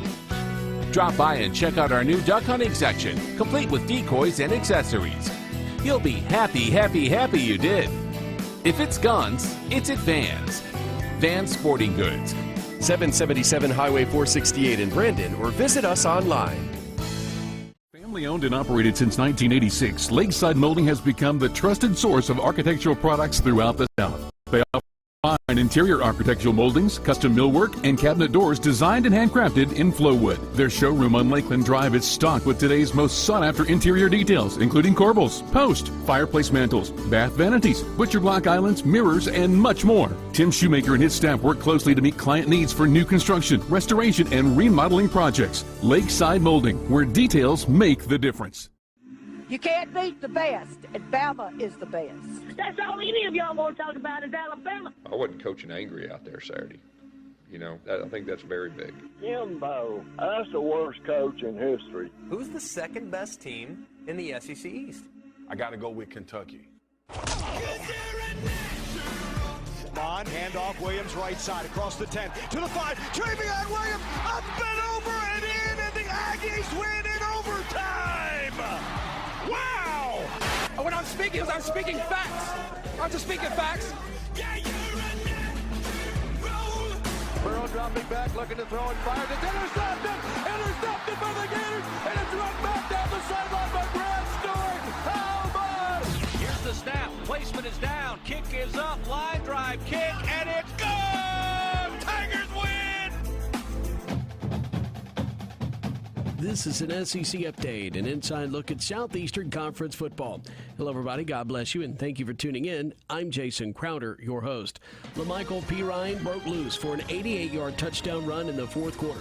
Florida's defense delivered another gem, and the number 10 Gators beat 7th-ranked Auburn 24-13 in a matchup of unbeaten teams. Snap the traps, run at the P-Ryan, off to the right side, breaks a tackle at the 15, at the 20, at the 25, at the near sideline to 30, down on the sideline into the 50, he's into the clear, he runs to the 40, 30, 20, 15, 10, 5, touchdown!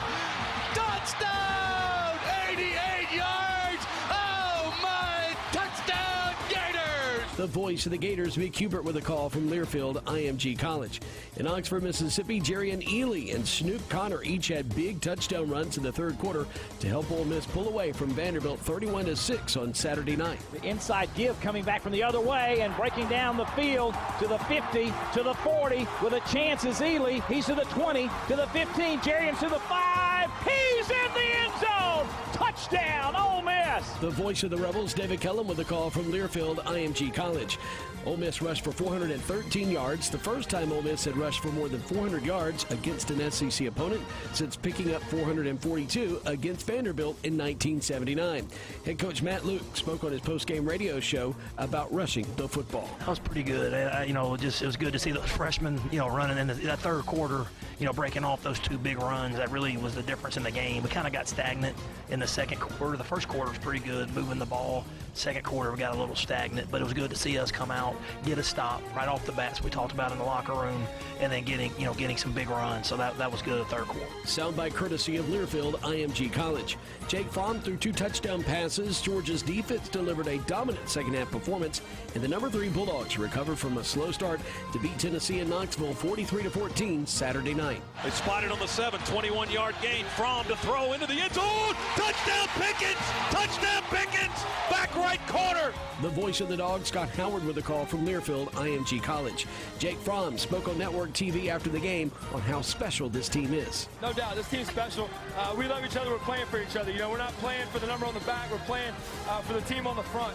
And guys are really buying into it. I love it. It's a great feel right now. And let's go in next week and get better. Kelly Bryant completed 12 of 19 passes for 221 yards and 3 touchdowns and ran for another touchdown as Missouri beats Troy 42-10 in Columbia. Second and goal for Missouri from the 3. Roundtree offset left, 2 receivers right, tight ends left. High snap, inside handoff. He'll keep it as Bryant tucks it and crosses the plane. Breaks the plane. Touchdown Missouri on a 3-yard run.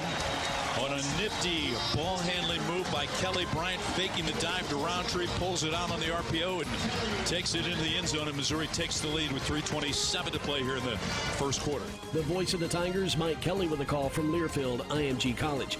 Barry Odom, following the game, talked to TV about his team's win. I think on the first half, we executed pretty efficiently on both sides of the ball. I thought we had too many penalties, left some things out there on third downs, but glad to get back in the winner's circle on the first time out, and now we're back in the league play, and it's on. And Joe Burrow became the first LSU quarterback to eclipse 300 yards passing in 4 straight games and threw for 5 touchdowns to help the 5th-ranked Tigers defeat Utah State 42-6 on Saturday in Baton Rouge. And that's been a look around the SEC from last Saturday. Stay tuned. Coming up, we'll preview this weekend's matchups, including a big one down in Baton Rouge. The best years of your life. That's how college is often described. That flash of time when you set out and start to figure out who and where you were born to be. Trailblazer, risk taker, caretaker. The first time you feel a part of something bigger. And if you're lucky, those best years of your life, they last forever. Here, it just means more. When the sun sets on a fall Saturday in Baton Rouge, there's a certain mystique that fills the vast structure of Tiger Stadium that no one can explain. It's a college football tradition that spans decades, and this Saturday night, it will be a top 10 battle between the lions of that field, known as Death Valley, that has hosted some of college football's biggest moments, like Billy Cannon's punt return against Ole Miss in the 1950s. He takes it on his own 11, he comes back upfield to the 15, stumbles momentarily, at the 20, running hard at the 25, gets away. 1 man to 30, they run to 25, to 35, 25, down to 50, then to 40, 45, he's gone! To the earthquake game versus Auburn in 1988. Here's Moss in motion, and Hodson drops to throw. Sets up and looks. He's got to hurry. He fires, and it is caught. Death Valley's known as a place where dreams go to die, and number 7 Florida will walk out onto this historic field with a dream of knocking off number 5 LSU in the most hostile environment in all of football. It's Death Valley, and we're going to be excited. It's number 5 LSU, number 7 Florida, as soon as the sun sets in the western sky. There is something special about the atmosphere at Tiger Stadium in Baton Rouge, and their day and night games are literally day and night as far as the difference in atmosphere. Sure, they could have a really good atmosphere during the day, but they really love their night games in Tiger Stadium. It's a tradition that goes way, way back, and they've had some really, really big games, as you heard in that scene setter just a moment ago. They're going to get a big one on Saturday evening at 7 p.m. on ESPN when the Florida Gators, 6-0 overall, 3-0 in the SEC, come to town. The LSU Tigers, 5-0, 1-0 in the league. This is a game that not only positions each team for their division, like Florida needs to keep up pace with the Georgia Bulldogs. LSU trying to keep pace with Alabama. This is a big game as far as it goes to possibly making the playoffs at season's end. A lot of things have to shake out, and this is just another bump in the road for an SEC team. This is a big one because Florida brings in a very vaulted defense. LSU, whoever would have thought, a high-flying, high-scoring, up-tempo offense. Can't wait to see these two tangle on Saturday evening. And the thing that could be the big difference for Florida as far as maybe making or breaking them is how their freshman quarterback is going to respond. Kyle Trask has not been in environments like this where the opposition is against him. Sure, the swamp was rocking last Saturday night, but they were cheering for Kyle Trask. And it's just a little bit different when you go to Tiger Stadium. It could be very, very intimidating for even a veteran quarterback. Dan Mullen was asked this past week in his weekly press conference, was his quarterback ready for this environment? We'll have to see on Saturday night how he handles it. We do it. We'll practice that way. We're at practice. We practice with crowd noise. We practice with that playing in road games. And so it's not like he's coming out to practice for the first time, having to go practice for this scenario. He had to come in a tough situation against Kentucky on the road. And, especially you're coming in and we're behind, and they had that place sold out. And it was so it's not like his first time ever having to step on the field in a tough environment. So the Gators and Tigers are the marquee matchup in the SEC on Saturday. But there's a plethora of games that'll start on your television channel at 11 a.m.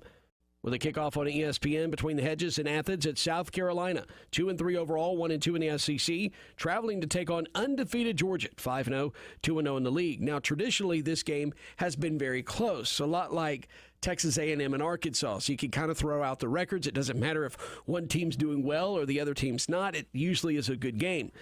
Will this one be? It will be interesting to find out. At Dooley Field at Sanford Stadium on Saturday. Mississippi State at 3-2, 1-1 in the SEC, travels to Tennessee to take on the Volunteers in a matchup that doesn't happen often. Matter of fact, the last time these two teams met was in 2012. Bulldogs won by 10, 41-31. But they haven't met in Knoxville since 2008. Tennessee's reeling 0-2 in the SEC, 1-4 overall. 11 o'clock is the kickoff on the SEC network. Both teams are coming off a loss. Both teams are coming off blowout losses. So Coach Joe Moorhead was asked this past week, was he concerned about playing a team that has that must-win attitude? Every game is a must-win for everybody, you know what I mean? So I don't think that how they played this year, what their record is, or coming off of a tough loss or having suffered some, close setback is going to kind of crank up their urgency. I think in this league, the margin of error is small regardless of the opponent. So I think it's going to be challenging because it's our next game. It's on the road in a tough environment against a good football team. The Alabama Crimson Tide, with their 5-0 record, 2-0 league record, travels to College Station, deep in the heart of Texas, to take on the Texas A&M Aggies. The Aggies are 3-2, 1-1 in the league. 2:30 p.m. is the kickoff on CBS from Kyle Field. Jimbo Fisher talks about Alabama offensively and talks about what makes them go on that side of the ball. Offensively, we know quarterback starts with Tua. Just commanding things, making decisions, accurate with the ball. The receivers are dynamic. All those guys. And then you sleep. Their tight ends are very athletic in what they do. And they only have 3, they have 4. 4 of those receivers are with Jalen in there, and plus the return game he brings to the table and what they do in that regard, and Ruggs on the kickoff returns. And, every time they touch it, you got to know. But then their backs are, they're all going to play in the league and very good up front. UNLV will take on Vanderbilt in a first meeting between these two teams. This game will take place in Nashville. Vanderbilt 1-4, 0-3 in the SEC, desperately needing a win.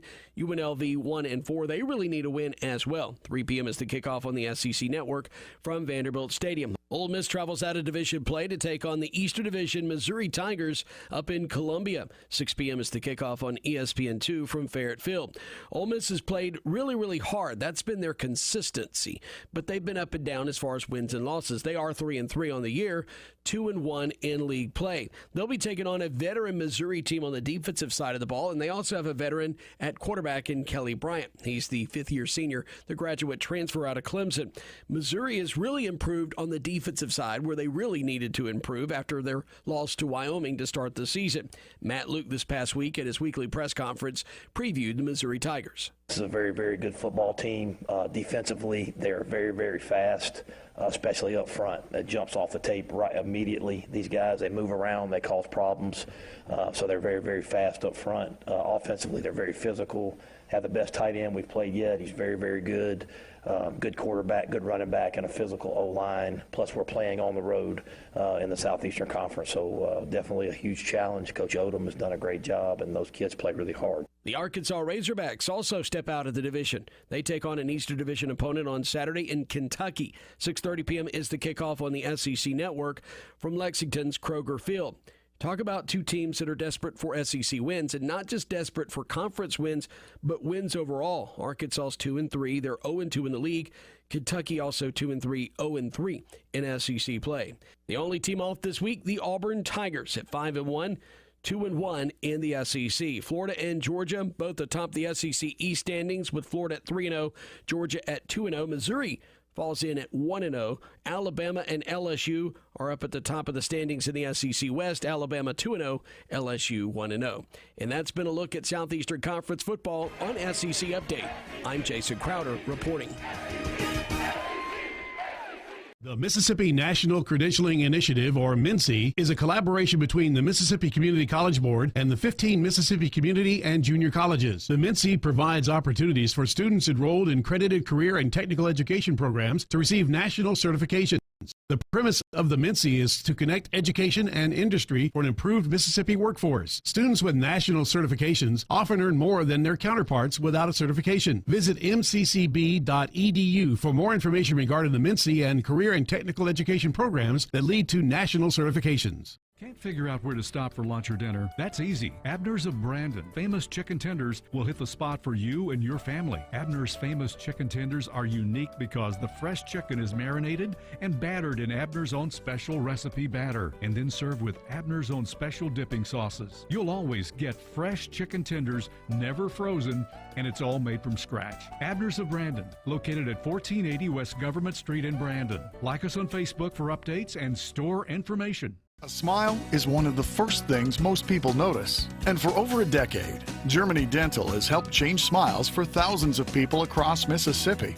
I was so embarrassed about my teeth that I never smiled. But now that I have dental implants and cosmetic veneers from Germany Dental, I can't stop smiling. My decision to see Dr. Germany literally changed my life.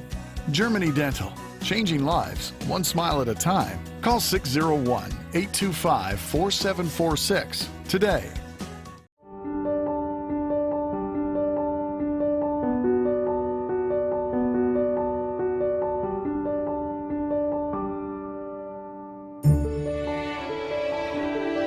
You're more than a patient at KDMC. You're family, worthy of kindness, compassion, and respect.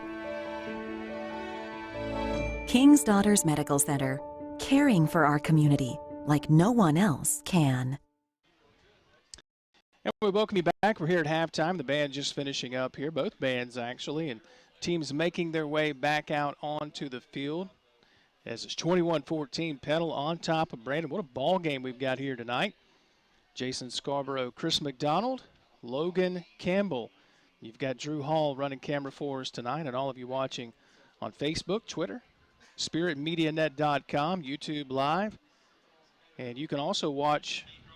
Have you watched on the Roku device yet? I have. Isn't that cool? That's so cool. You can download Spirit Live, Roku, Amazon Fire, and watch the playbacks of any of our football games of the week on Friday nights, as well as our Saturday End Zone show on Saturdays, and really any content we put up.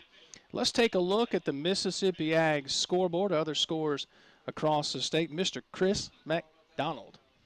All right, let's start out with Heritage Academy over Lamar right now at the half, 39-0. Ooh.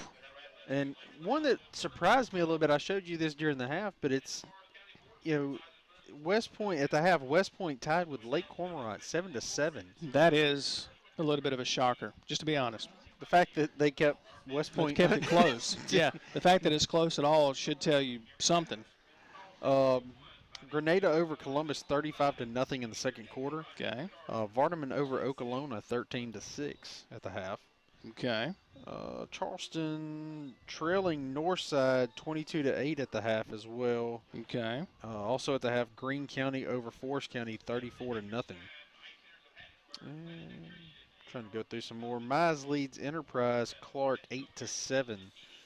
And I believe that one is also in the half right now. There were a ton of games last night. It was like 56, 57 games, something like that, last night that were moved to Thursday nights, or moved to Thursday night because there was fear that we were going to be in rain. We might get rain before the night's over with, but so far the weather has cooperated. We'll take a look at the radar here in the press box, and right now it looks like we've got some activity that's moving south of Hattiesburg, Petal, that entire area. It may shift. We might miss it by a hair, but right now we look to be okay as far as weather and getting this one in. So the teams are warming up and making their final preparations before we get this one started here in the second half. We'll take another 2-minute break, come back with the second half kickoff. Don't go anywhere. What a second half this should be. One touchdown separating the two teams as we're back in 2 minutes right here on the Spirit Media Network. The Outdoorsman Tractor Package is here at Mississippi Ag. Choose a 3 Series John Deere tractor tailored to your horsepower needs and get all the attachments you require for the fall in one convenient package, including a loader, disc, and spreader starting at $315 a month. And as always, you get it all covered by our 10-year warranty. With 0% financing for 60 months, it's a deal that is sure to help you get your food plots ready for the season. Some restrictions apply. See dealer for details. Offer expires 10/31/19. With 2 boys, I know about suspicious odors. But CenterPoint Energy taught me something important. If I smell rotten eggs, it might be a gas leak. I should leave on foot immediately and call both CenterPoint Energy and 911 from a safe location. I also never store flammables like paint or gasoline near my natural gas appliances. One spark is all it takes to ignite fumes. CenterPoint Energy provides tips to help you keep your family safe. CenterPoint Energy, always there.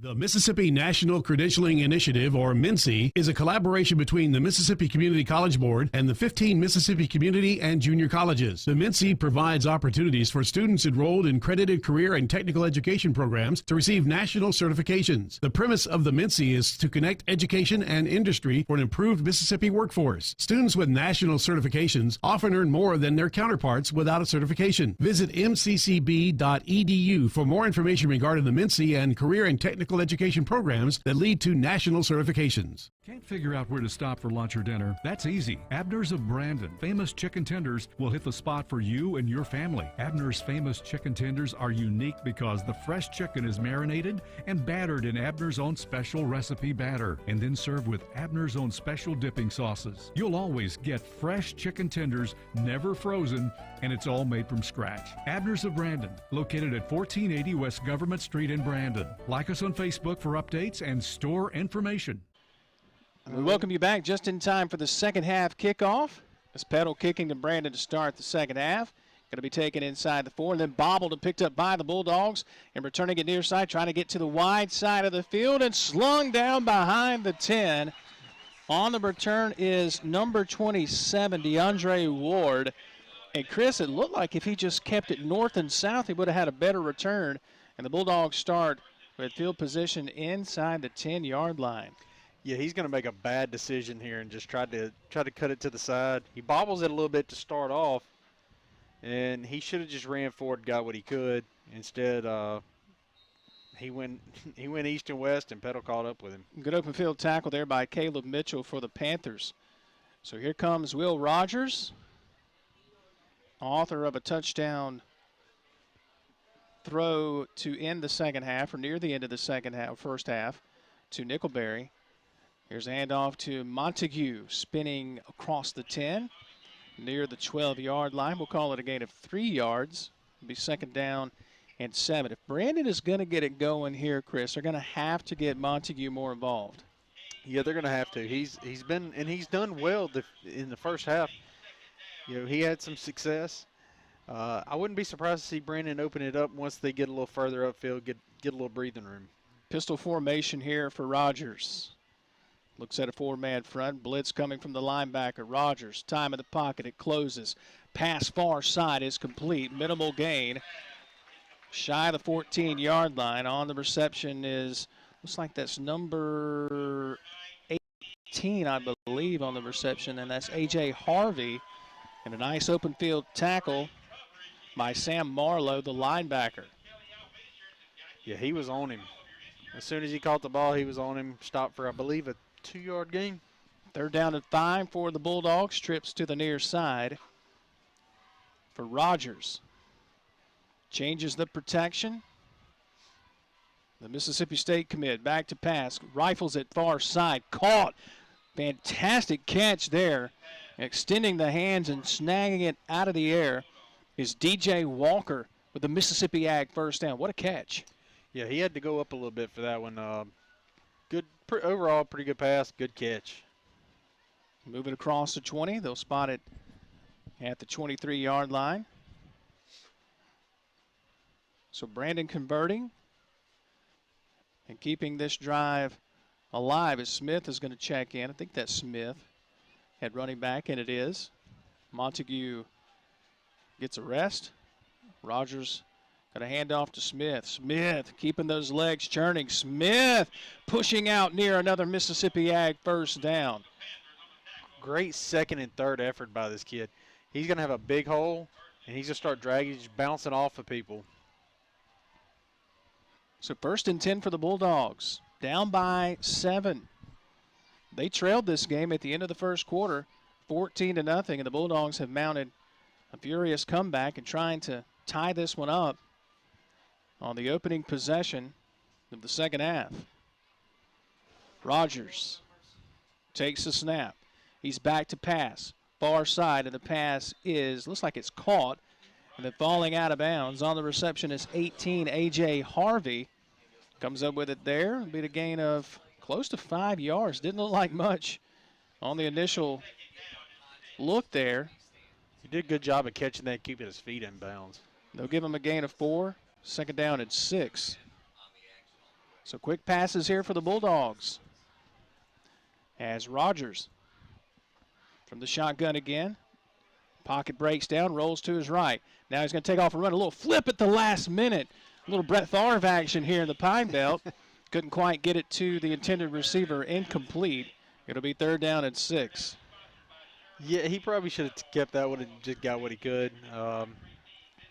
Like what he's thinking, the shovel pass. He had an open guy. A little shovel pass, not too shabby.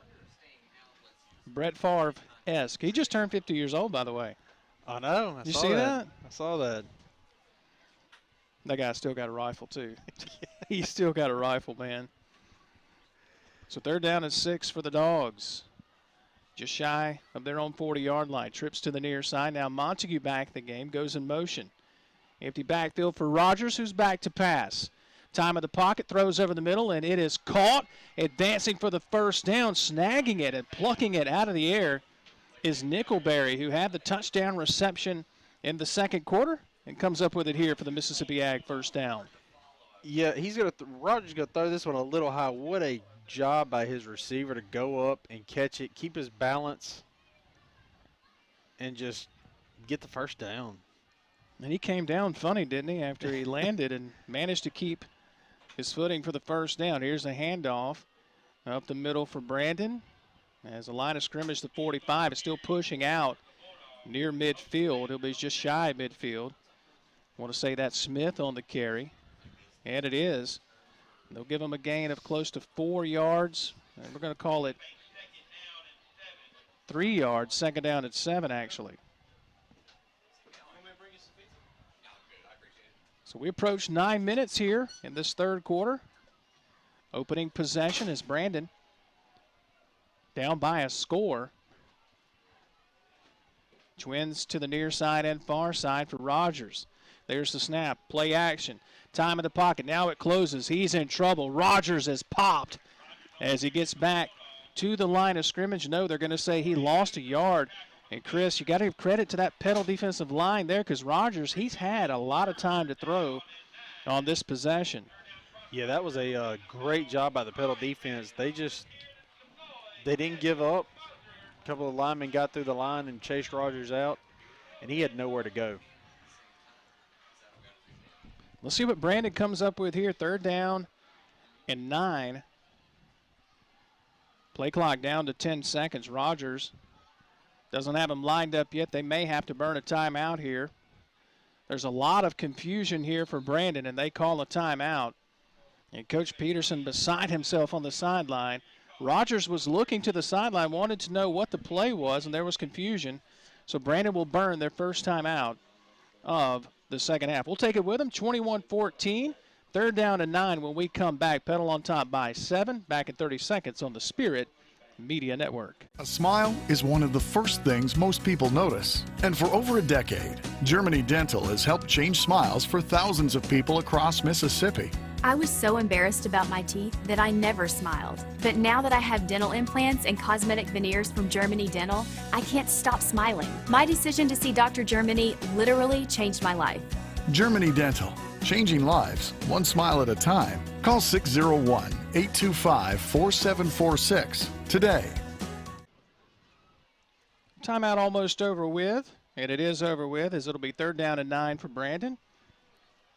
21-14, Bulldogs down by a score to Petal. Ashley Ladner watching, Chris Lester, Leon Proctor, Lee Varner, Brian White, Jim Quinn, Amanda Hope, Cedric Jenkins, Elisa McKinnon, Chris McDonald. Hey, how are you watching the game and you're right here with us, man? Hey. Eric Brown and Michael Spanky Griffith all watching on Facebook, as well as Jeff Eade. Back to pass is Rogers. They get it to Montague, trying to get a block on the far side, and he will not get the first down as he'll be pushed out of bounds at the midfield stripe. Decision time for Coach Peterson here is 4th and medium. I think you kick it here and play defense. I agree. Because if you don't get it, you're going to put Petal in great field position. Here you have a chance to pin them back inside the 20 and let your defense do what they do. So Brandon will punt it away. Mason Walker stands back at around his own 38-yard line. I think that's Harris back to return this for Petal. Walker comes forward. Nice high kick. And watching it bounce, Harris is going to let it go, and it's going to take a Brandon bounce inside the 5, down at the 4. Beautiful special teams play here for the Brandon Bulldogs, Chris, and they made a couple of special teams errors tonight, and they make up for it there. Now Petal 95 yards away from pay dirt. Yeah, outside of one or two good, one bad punt, he's done a real good job on his punts so far tonight, and he pins that one right back there around the 5-yard line.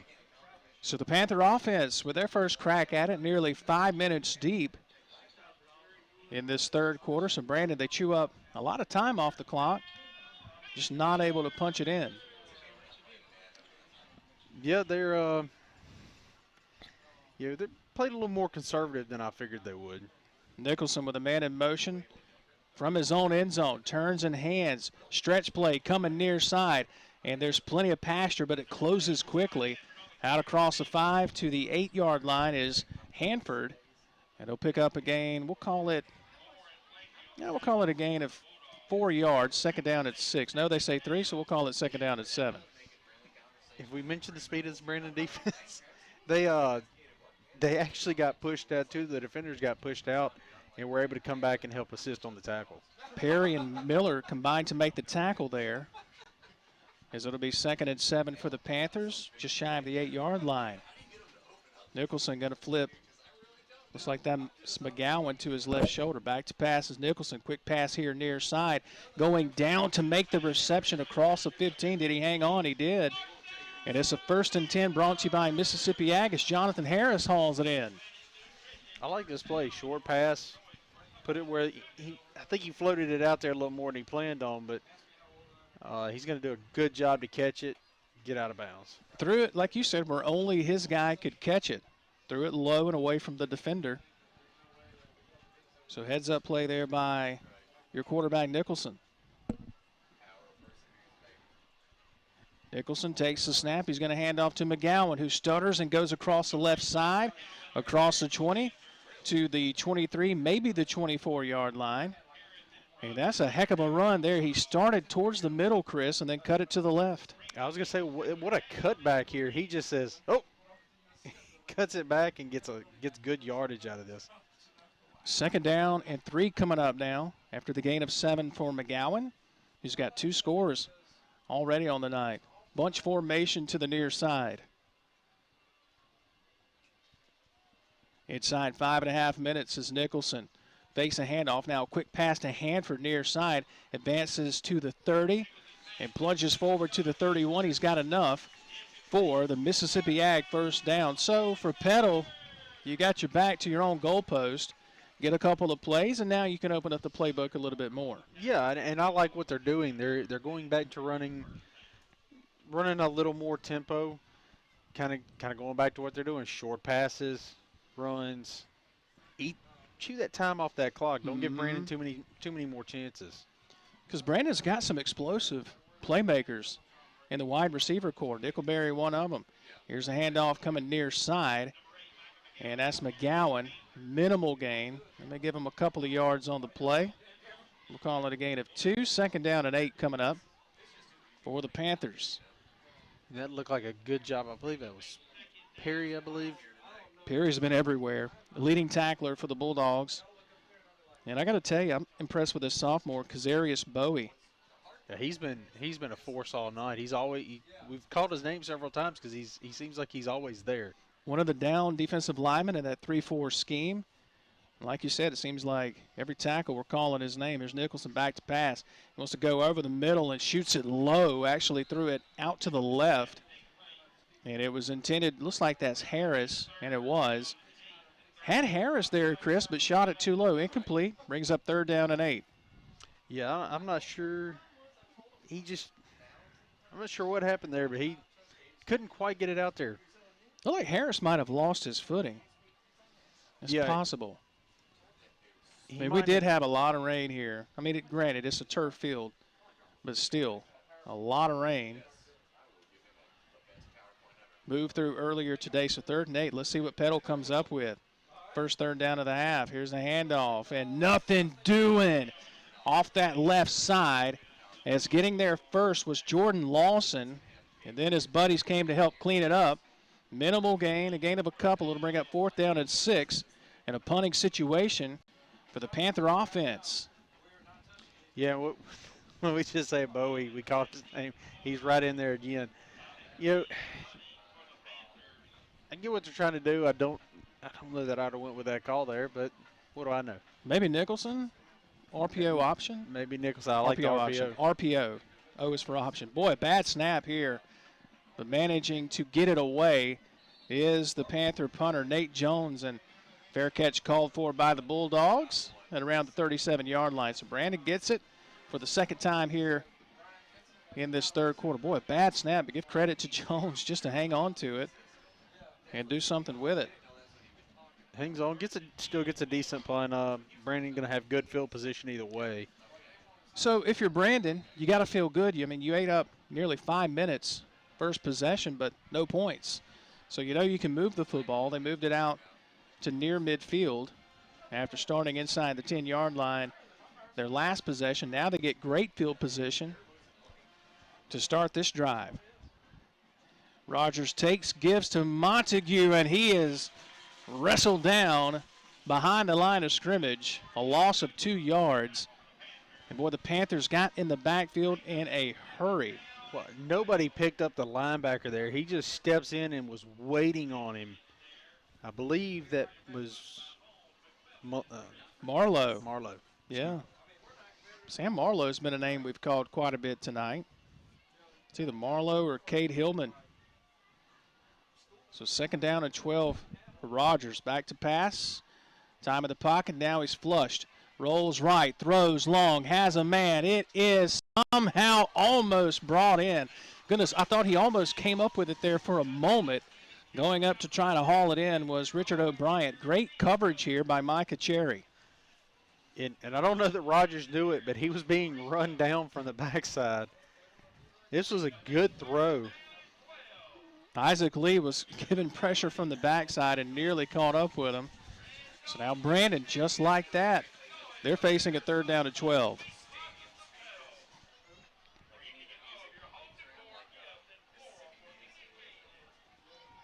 See a lot of folks watching on Facebook. Miss Mitzi Tigert, appreciate her.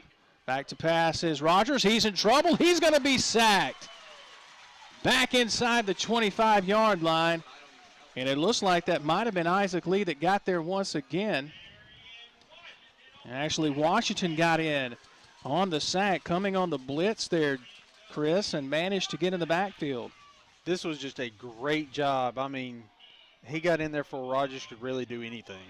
See Coach Todd Breland of the Laurel Tornadoes watching on Facebook. Appreciate him. Brad Garner watching from Kansas City. Mr. Carl Boutwell, former Brandon quarterback Andy Reeves watching on Facebook. Here's the punt from the Bulldogs. Kind of a low kick. Going to take a Brandon bounce and picked up by the Panthers. Harris has a chance. He's inside midfield. He's inside the 40, out to the far boundary. And out of bounds at the Brandon 35-yard line. You knew when Harris took it on the bounce, he was going to have a chance, but hold everything. There's a hanky back at the 40-yard line. This one might be coming back. Yeah, this was a block in the back against the Panthers. I was going to ask, before the penalty, I was going to say it was a great job, great decision to pick it up and go with it. Got a little help with a block in the back there. J.C. Warrington watching on Facebook Live. Don Hope Hughes watching as well. Appreciate all you guys watching tonight and sharing on Facebook. Shout out to Papa Scar watching on YouTube Live tonight. You know he's enjoying it. Oh, yeah. Dad always likes to watch the games and say, well, why didn't you do it this way? Why do you do it that way? You know I can hear that. You can hear it, yeah. I can hear it. As well as you do. You can hear it now. Hey, guys. You know, a little more gusto on that last call, guys. Can hear it now. So the block in the back. So look at the flip and field position here. Petal went from having it at the Brandon 35 all the way back to their own 30-yard line. Yeah, you got to hate those penalties. So big penalty here. 35-yard penalty when it's all said and done. Nicholson takes, throws out to the far side. It's complete. And across the 35 near the 37-yard line. They'll say he went out of bounds at the 36. Is Hanford on the reception. A gain of 6, 2nd down and 4. It's going to be a good job. Get the screen pass out there and just stay in bounds, get what you can. Did a good job. Clock stops as he goes out of bounds with 1:43. Tight ball game here. 21-14 was our score at the half, and that's where we remain at the moment. Petal jumped out to a 14-0 lead at the end of the quarter, the first quarter. There's a handoff for the Panthers. Going to be McGowan.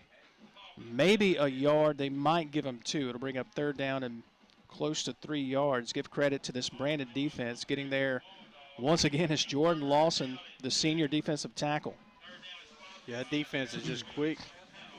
We've seen it. They've made some good adjustments at the half to really kind of shut down some of this Petal offense. 3rd down and 2 is the official mark. Right at the 38-yard line. If he gets to the 40, he's got it. Nicholson in the shotgun, joined by McGowan. Man in motion is Hanford. It's going to be the end around to Hanford coming near side, trying to stretch it out. He's in trouble, and he's going to be tackled for a loss back to the 36-yard line. Great job by this Brandon defense stringing it out, Chris, and coming up with a 3rd down stop. Yeah, they're going to do a real good job, and Hanford really just didn't have anywhere to go there. He kind of went all the way to the far side of the field and cut back because he didn't have nowhere to go. Give credit to the sophomore linebacker there for Brandon, Blake Smith. He read that play beautifully and strung it out. Jeff Eade checks in from Indianapolis, 44 and windy there. It's not quite 44 here. Here's the punt, going to take a Petal bounce, and now the Bulldogs going to pick it up on the bounce. And a nice return here, out across the 30 to the 31-yard line on the return. Number 17, Reagan Wallace, the junior wide receiver. So Brandon, 1st and 10, just across the 30-yard line with 11 seconds here in this third quarter. You know, Brandon's done a real good job. Both teams really worked the clock that third quarter. Brandon's going to have to try to start figuring out just what they want to do here because they're going to have to get some points on the board this quarter. And the way both these teams have played the time game, they might not have many chances. So here's Rogers going to take the snap, hand off, and churning those legs is a Bulldog running back. I want to say that that's Smith, and it is Smith, as he'll get a gain of about 4 yards. It'll bring up 2nd down and 6 when we come back for the 4th and final quarter. What a ball game we've got. 1 touchdown separating the two teams. Region 3-6A supremacy on the line. Brandon down to Petal, 21-14. We're back in 60 seconds on the Spirit Media Network. Need your business to stand out and pop? Then it's time to visit Polshap's Screen Print and Embroidery in Brandon. Polshaps can custom design your marketing campaigns with custom screen printing, embroidery, and promotional materials that set you apart from the competition. Speaking of setting apart, Polshaps does all their work in-house from start to finish. No outsourcing, meaning faster turnaround time and lower prices for you, the customer. Visit Polshaps.com to find out more and get started on standing out.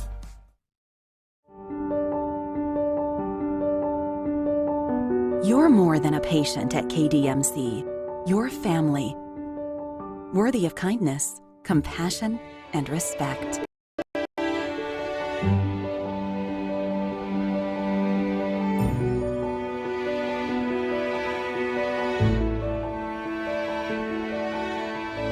King's Daughters Medical Center, caring for our community like no one else can. Back with you as we open this 4th and final quarter. 2nd down and 7 for the Bulldogs from their own 34-yard line. The handoff left side, fighting across the 40 to the 42-yard line. And from the initial spot, he's got the Mississippi Ag 1st down. That's Ontario Smith once again. Yeah, Smith doing a great job. He's quick, but he just drags people here. He did a great job. Forward progression is going to get him a 1st down. Mississippi Ag 1st down. Bulldogs keep the chains moving and keep the football. 21-14. Petal scored 14 points in that first quarter, and it's only been 7 points the rest of the way. Brandon with 14 points in that second quarter. No points in the third quarter from either team, and that's where we stand. Blitz coming. Quick pass, far side, complete to Montague. Blockers in front. He's to midfield. Down the far sideline. He turns on the Jets. He might go. Goodbye. Touchdown, Bulldogs! Wow, what a run after catch here. Pressure in his face, in Rogers' face. He's going to throw. Great blocking on that far side too, by the way. Great way. He just works his way through past the tackle and just turns the Jets on all the way to the end zone. You can't coach speed. You hear that over and over and over. Rogers to hold for the extra point here to tie this ball game up. Walker for the extra point. Hold is down. The kick is away. It is up, and it is good. We are all knotted up at 21 apiece. Brandon and Petal, what a ball game here in the Pine Belt. Don't go anywhere. We're back in 30 seconds on the Spirit Media Network. The Outdoorsman Tractor Package is here at Mississippi Ag. Choose a 3 Series John Deere tractor tailored to your horsepower needs and get all the attachments you require for the fall in one convenient package, including a loader, disc, and spreader starting at $315 a month. And as always, you get it all covered by our 10-year warranty. With 0% financing for 60 months, it's a deal that is sure to help you get your food plots ready for the season. Some restrictions apply. See dealer for details. Offer expires 10/31/19. Change right there. And we welcome you back as just moments ago, Joshua Montague taking it the distance on the catch and run. And look at the replay here, racing some 56 yards for the score. That's all speed there, Chris. Just all speed. That was great blocking in. He's so quick. We talked about them getting Montague involved. Here's the kickoff by Brandon. And going to carry the Panthers in the end zone. And so Petal. So you're up 14-0 at the end of the first quarter. You're up 21-14 at the half. Third quarter is 21-14. Brandon has just hung around. They've made more plays in the second half. And really, honestly, from the second quarter on, Brandon seems to be making more plays. Petal seems like, tell me if I'm wrong here, they're playing not to lose instead of playing to win. Yeah, they're going to have to get a little more aggressive on offense, especially. They tried to go a little too aggressive there on defense, and it may have cost them. Let's see what they come up with. Here's Nicholson, your quarterback. Quick pass here near side. It's called by Hanford. Shakes a tackle, shakes another tackle, now goes across the field, all the way across the opposite end of the field, and now he's got speed. Hanford in space to midfield, still on his feet. What a catch and run by Hanford. Caught it near side, reversed his field, and now the Panthers in Bulldog territory as we look at the Center Point Energy replay. Take it away, Chris. Wow. That's all I really got. He's going to do a great job to elude tackles. And usually most coaches would say no when you go across the field. He does a great job staying balanced right here and get another 10, 15 yards of field. They really missed him in that second half against Pearl a couple of weeks ago as the Panthers looking for the Rankin County, not the sweep, as they'll still have to take on the Cougars. Back to pass is Nicholson. Nicholson, plenty of time to throw. Now the pocket breaks down. He's going to have to throw. Open over the middle, caught inside the 25, down to the 21-yard line with a Mississippi Ag first down on the reception for the Panthers. Number 10, Devin Stringer, coming up with the catch, the senior wide receiver. Yeah, that was a great job by Nicholson to wait and just let his receiver get open. Got wide open. Nicholson, quick pass far side and met immediately and driven into the ground by number 12. Coming up to make the play, DJ Walker. He read that play beautifully. Walker, the 6'2", 180 senior, read it, and a major loss for the Panthers. And now we've got an injury on the play for the Petal Panthers. And I want to say that that's number 3, Jeremiah Robinson, who just took that lick. And he is some kind of gimpy coming up. He may have to check out of the game here. It looks like he's at least walking off under his own power. So 2nd and 13 coming up for the Panthers.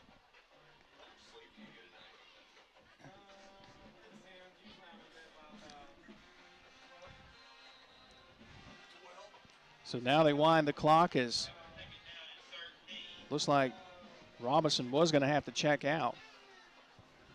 So I've got Hanford back in the game. Split out wide right. Play clock down to 10 seconds here. We're all knotted up at 21 apiece. Nicholson puts Hanford in motion now in the backfield.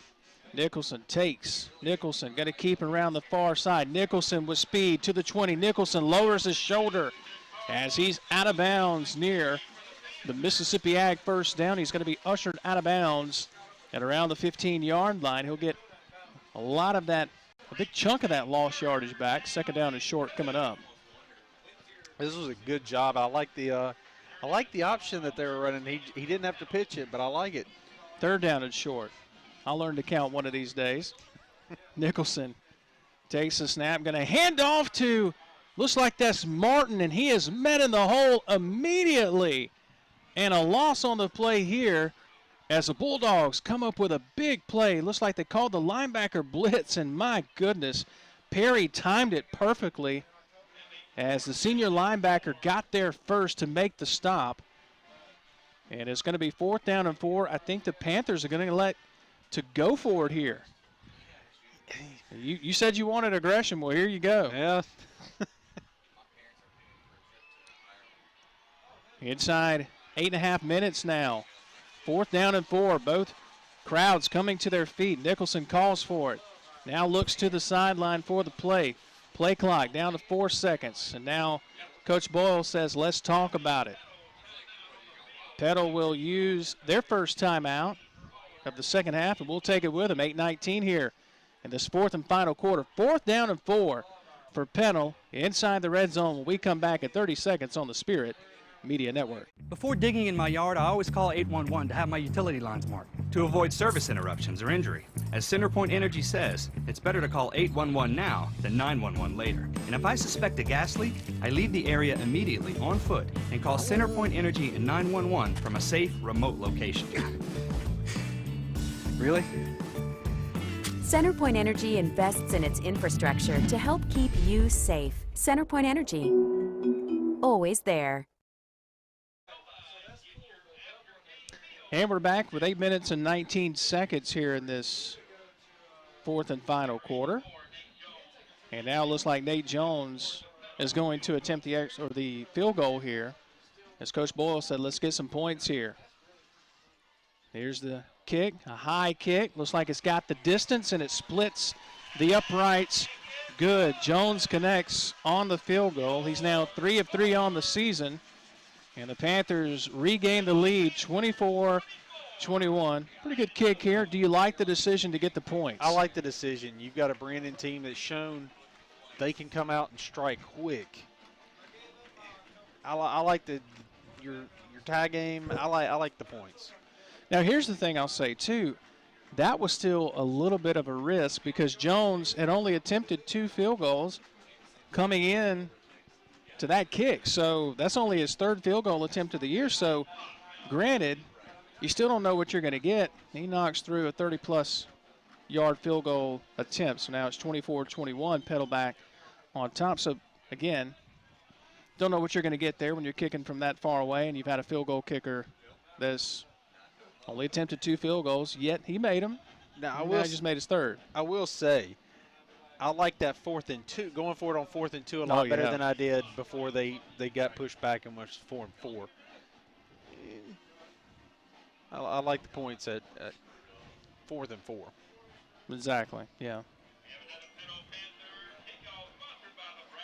So now, with Petal on top, 24-21, what a phenomenal ball game. We were down here just 2 weeks ago, and it was a great game.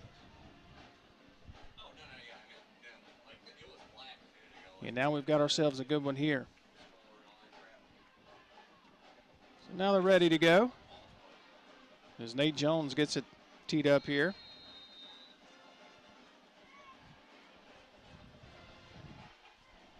Here come the Panthers kicking it off here. High end over end kick down the seam here and going to be taken on a bounce and then fumbled away in the end zone.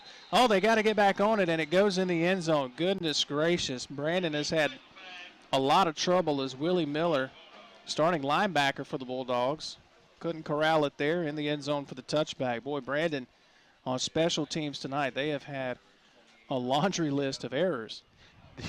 The kickoff woes continue. Yeah. I mean, we had 2 kickoff returns in the first half there by Brandon that were taken on the far side near the sideline. The coach always tells you, let it go out of bounds. And Bulldog return men took it, then lost their balance out of bounds, then one ricocheted off of his shin and goes out of bounds. So 2 possessions there, thanks to kickoff returns. Brandon started inside the 10-yard line. Doesn't matter, as Brandon now only down by 3 points. The chance to take the lead on this possession. Not going to do it on this play. Only a gain of 1 yard as Walters coming up to make the tackle on Smith. Gain of 1, it'll be 2nd down and 9. Yeah, this is going to be a good job. Defense just swarming to the ball. You got to give Petal's defense credit. With the exception of that one big play, they've played very good tonight. Brandon's got to play a game. They've got to at least get into field goal range here and get an opportunity to tie it back up. A lot of time left in this ball game, too. You got just inside 8 minutes as Rogers back to pass. Quick throw over the middle, and it is incomplete. Trying to hit the intended receiver there, 18, A.J. Harvey. Incomplete. It'll be 3rd down and 9, and big play here for this Brandon offense. You don't want to give it right back to this Petal offense here. And this on the receiver, he just drops this one. Rogers put that one in a good spot. Yeah, pressure in his face too. So to be able to place that ball on the hands of the receiver, great play by Rogers. 3rd down and 9 for the Dogs. Play clock down to 9 seconds. Rogers in the shotgun, bunch formation to the far side. He's back to pass. Pressure coming. Pocket breaks down. He's going to step up now. Shovels it at the last minute to Montague, and he's off to the races and scatters out of bounds here across the 40, near the 45-yard line. And it's a Mississippi Ag 1st down, and again, a la Brett Favre. Yeah, he's going to do a great job. This time it actually worked, and it worked really well. And Montague just all the way upfield. Huge gain there and a big play for the Bulldogs, and they needed it on 3rd down. Montague flanked to the right shoulder of Rogers, who's back to pass. Kind of fumbles the snap a little bit. Quick pass here near side to Montague, who's hit and fumbles and manages to hop right back on it. Yeah, that was a great job by Cade Hillman getting in there and knocking that ball loose. I mean, they read it well. Knocks the ball loose. Montague was able to get right back on it. 2nd down and 14 coming up now for the Bulldogs. Both teams with 2 timeouts to burn. As Brandon facing a 2nd and 14 at their own 40-yard line.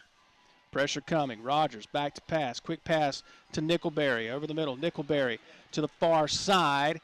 Tries to reverse his field and loses his footing. He's close to a Mississippi Ag 1st down, but hold everything. We've got a flag here on the near side. I think we might have a chop block. I saw one of the Brandon players not too thrilled here. Was that Montague? Oh, I don't know about that. I don't know. If that's the call. Yeah, I wasn't sure about that one. I just saw that one down there. Judging by where this flag was thrown. Was that the one back? Go back a little bit, Logan. Was that? I don't know. Could you call that tripping, maybe? They call it a chop block, but I'm not sure. I'm not sure if I call that one. I don't know about that. You know, I'm all about protecting players, but I don't know about that one. Even as a lineman, as a former lineman, and having one of those thrown or having one thrown at you, I don't know that I call it that one. It's a major penalty. Let's put it this way: the line to gain before that penalty was the Petal 46.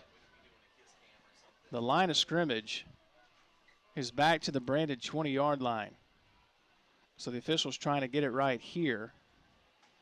They haven't moved the yard marker just yet. The official comes up to the line judge here. Looks like they're trying to get it figured out.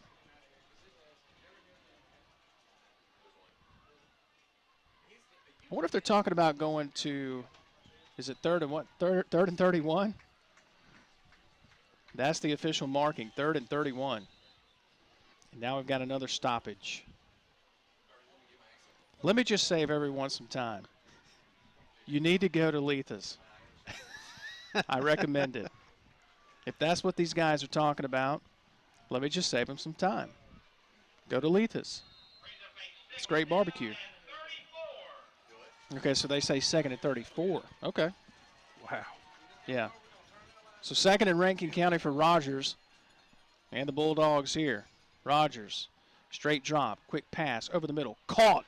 Looks like that's Tyndall on the reception, and a large chunk of that yardage back, as that is going to be Tyndall, the tight end, as he's near the 40-yard line. It'll put him in a manageable situation here. Still third down and long, but boy, they get a chunk of it back. Good protection by that offensive line, giving Rogers good time to throw. Good job by Tyndall getting open. Third down and 15 officially at the 39-yard line. Rogers with a bunch formation to the near side. Petal showing pressure off of the edge here.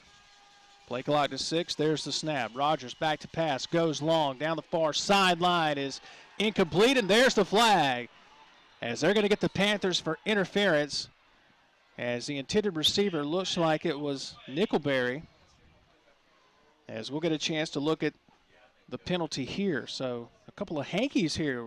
Really good protection. And you got to turn around and look for the football. I think that's the call there. When you're running back and look, the defender never turned around and looked at the football. Otherwise, I think you let it go. Yeah, I think if he turns his head and makes an attempt at the ball, yeah, you don't call that. It's a major penalty, and it's going to result in a Mississippi Ag first down for the Brandon Bulldogs. So they needed the 46 moments ago, and now they have the 46. Yeah, that kind of washed that, that chop block penalty. Washed that chop block away, didn't it? Smith is back in the game at running back for the Bulldogs. Look at their protection. He just had all day to throw. McKinnon, Dooley, Sampson, Hodges, Hinman, all doing a fantastic job. Shout out to the tight end, Tyndall, as well. Rogers in the shotgun where he's been all night. Back to pass. Clean pocket. Now it breaks down. Rogers steps up, throws long, and overshoots everybody. Intended receiver on that play. Looks like it was Nickelberry once again. Incomplete. Second down and 10. Judging by that, he wasn't real open. I would have probably just pulled that one down and went with it. I was curious why he didn't maybe take off and just run with it. Slide after about a 4 or 5 yard gain. He had some pasture. He had 4 or 5 yards at least that he could have gotten there. Like you said, take the slide, avoid the big hit, put yourself in a more manageable second down. Second and 10 at the Petal 46 for the Bulldogs. Receiver to the near side is going to be number 12, Walker. Man in motion is Montague. Montague, intended receiver here, in and out of his hands as he was in motion, came out of the backfield there. Incomplete. It'll be third down and 10. And if you're Brandon, third down and 10 has been the magic down so far, right, on this particular drive? Yeah, it has been. Good pressure by the defense. I think he kind of forced that throw. The receiver should have caught that. Montague should have had that one. Third and 10 here for the Bulldogs. 5:35 remaining in the contest. 3 points separate the two teams. Petal just took the lead moments ago on a field goal. And now Coach Marcus Boyles, he doesn't like what he sees, and he calls a timeout. Second timeout burned by the Panthers here in this second half. They'll have one remaining. 5.5 minutes to go with the fourth and final quarter. 3-point lead for Petal over Brandon. We're back in 30 seconds on the Spirit Media Network. Family owned and operated since 1986, Lakeside Molding has become the trusted source of architectural products throughout the South. They fine interior architectural moldings, custom millwork, and cabinet doors designed and handcrafted in Flowwood. Their showroom on Lakeland Drive is stocked with today's most sought-after interior details, including corbels, post, fireplace mantles, bath vanities, butcher block islands, mirrors, and much more. Tim Shoemaker and his staff work closely to meet client needs for new construction, restoration, and remodeling projects. Lakeside Molding, where details make the difference. And we welcome you back as it's third down and 10 for the Bulldogs at the Panther 46-yard line. Coach Marcus Boyles just exhausted his second timeout here in the second half. One remaining for Petal. 24-21. Petal on top. Panthers have won 2 of the last 3 versus Brandon. Brandon dominated last year's meeting. So Brandon facing a 3rd down and 10 here. Rogers, your quarterback. 4 receivers set. He's back to pass. Pressure comes. Throws downfield. Has a man, and it is bobbled and caught! Caught! Inside the 10-yard line. It was bobbled and somehow hauled in by the senior wide receiver, Ladarius Moore. Wow. This kid, this is a highlight reel catch right here. It's going to get knocked away. He's going to bobble it, catch it, and then finish getting upfield. He's going to work his way probably up to around the 5 or 6 yard line. They spotted at around the 7-yard line officially. So they're inside the KDMC red zone with a Mississippi Ag 1st down, 1st and goal for the Bulldogs. Brandon's not thinking field goal. They're thinking touchdown. Rogers in the shotgun formation. He'll put Tyndall in motion. There's the snap. A handoff to Smith. Smith going to be spun down as he gets to the 5-yard line. As coming up to make that stop there, we've called his name quite a bit tonight, the nose guard, the senior, Kevin Walters. Yeah, it's going to be a great job here. And Petal's really done a good job in this quarter at shutting down the Brandon run for the most part. Brandon's done most of their damage through the air. 2nd and goal as they put it back right at the 7. I thought he got to the 5-yard line. They're going to put it back right at the 6, actually. Man in motion to the near side. They're going to hand to Smith. Smith met at the 4, spins to the, or met at the 6, spins to the 5. I thought maybe they would give him the 4. It'll be 3rd down and goal coming up. And once again, this Petal defense, give them credit, as coming in to make the tackle there is Isaac Lee, the linebacker. I think you're going to have to get something to the outside here. I know Brandon's trying to play somewhat conservative to keep themselves in a good place to at least get a field goal and tie this up. Play clock down to 13 seconds. Game clock down to 3:47 and counting. They'll shift double tights over to the far side. Shotgun snap to Rogers. Handoff to Smith. He's met and tackled at the 5-yard line. And coming up with a little land shark there is 58, R.J. Proctor, the left defensive end. He leads the team with 3 sacks and makes a big stop there. He makes that tackle from his back, mind you. One of the linemen had already drug him down. He reaches back and grabs him to pull him down. Mason Walker to attempt the field goal here for the Bulldogs. Missed a field goal in the 1st quarter. Has a long field goal of 45, but missed from just outside of 40 in the 1st quarter. How did the Rogers hold? Chip shot field goal. There's the snap. Kick is away. The kick is up, and it is good. We are tied once again, 24-24, all knotted up with 2:53 remaining in this ball game. Both teams are actually Petal with a timeout to burn, Brandon with 2 timeouts to burn, as Brandon has tied this ball game up. We're back in 30 seconds here on the Spirit Media Network. Mississippi Hunters, did you know that Vance Sporting Goods has the largest gun selection in the state? Vance carries the lines you know and respect, like Browning and Benelli. And we've got plenty of ammo in stock too. Drop by and check out our new duck hunting section, complete with decoys and accessories. You'll be happy you did. If it's guns, it's at Vance. Vance Sporting Goods. 777 Highway 468 in Brandon, or visit us online. Back with you here in the Pine Belt. We've got a classic brewing here on the Spirit Media Network. Jason Scarborough, Chris McDonald, Logan Campbell, Drew Hall, all with you tonight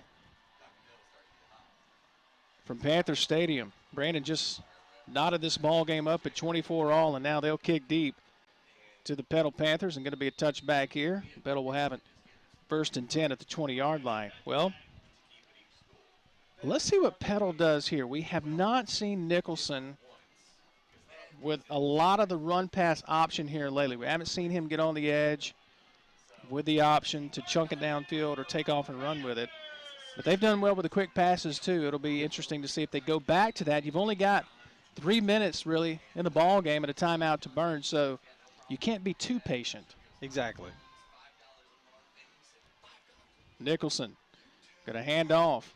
Looks like that's McGowan. McGowan going to get out to the 24, a gain of 4 yards. Second down at 6. You can be patient. Let me catch myself there. Just you can't sit on it too much. Yeah, exactly. You want to burn enough clock. You want to score. You want to get down there and score, but you don't want to leave Brandon enough time to do something with it. Second and 6 for the Panthers. Again, Petal with 1 timeout, Brandon with 2. Nicholson looks to the sideline. He's got 13 seconds on the play clock. Trips to the near side. He'll move McGowan to his right shoulder. Nicholson drops the snap, picks it up. He's in trouble now, heaves it towards the sideline, out of bounds. Just had to heave it. They're not going to get him for grounding because he got it outside or past the line of scrimmage. Yeah, it was a good job to recover that snap, and good job getting it out there, getting it way out where nobody could get to it. What a break for Brandon here. They don't have to burn a timeout, so if they can stop Petal here, they get the ball back with both of their timeouts and just under 2 minutes, depending on how much clock is eaten up here, or unless they elect to chew up a timeout. Nicholson back to pass. Pressure coming. He rolls right. Throws. Has a man. Caught. First down and more and out of bounds across the 35. Heads up play there by Nicholson as he finds Cherry for the Mississippi Ag first down. This is what I would like to see more of on this is Nicholson allowing him to get out there, scramble, let his receivers get open.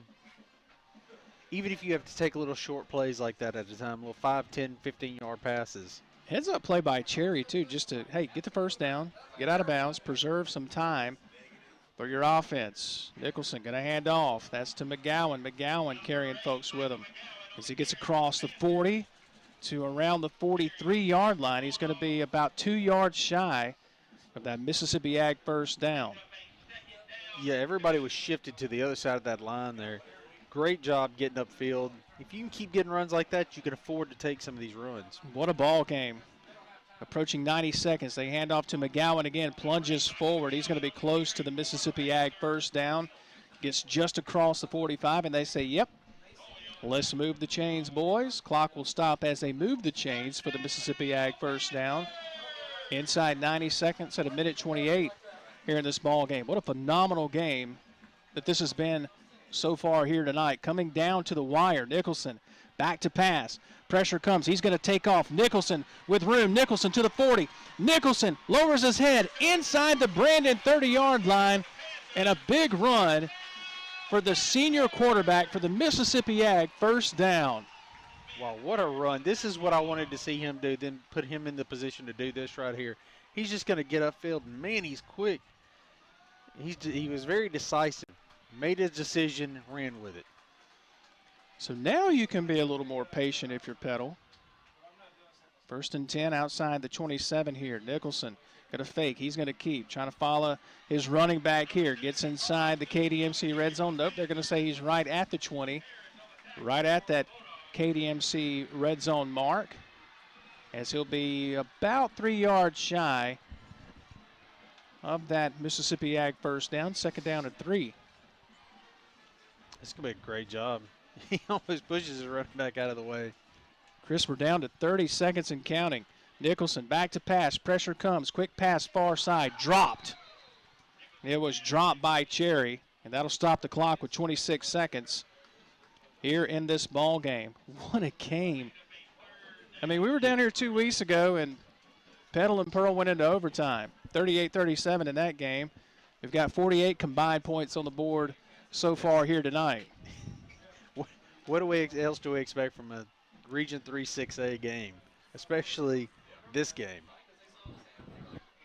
I'm just curious what Petal's going to elect to do here. Play clock's already down to 9 seconds. They're not even lined up yet. Now Nicholson's ready on a 3rd down and 3.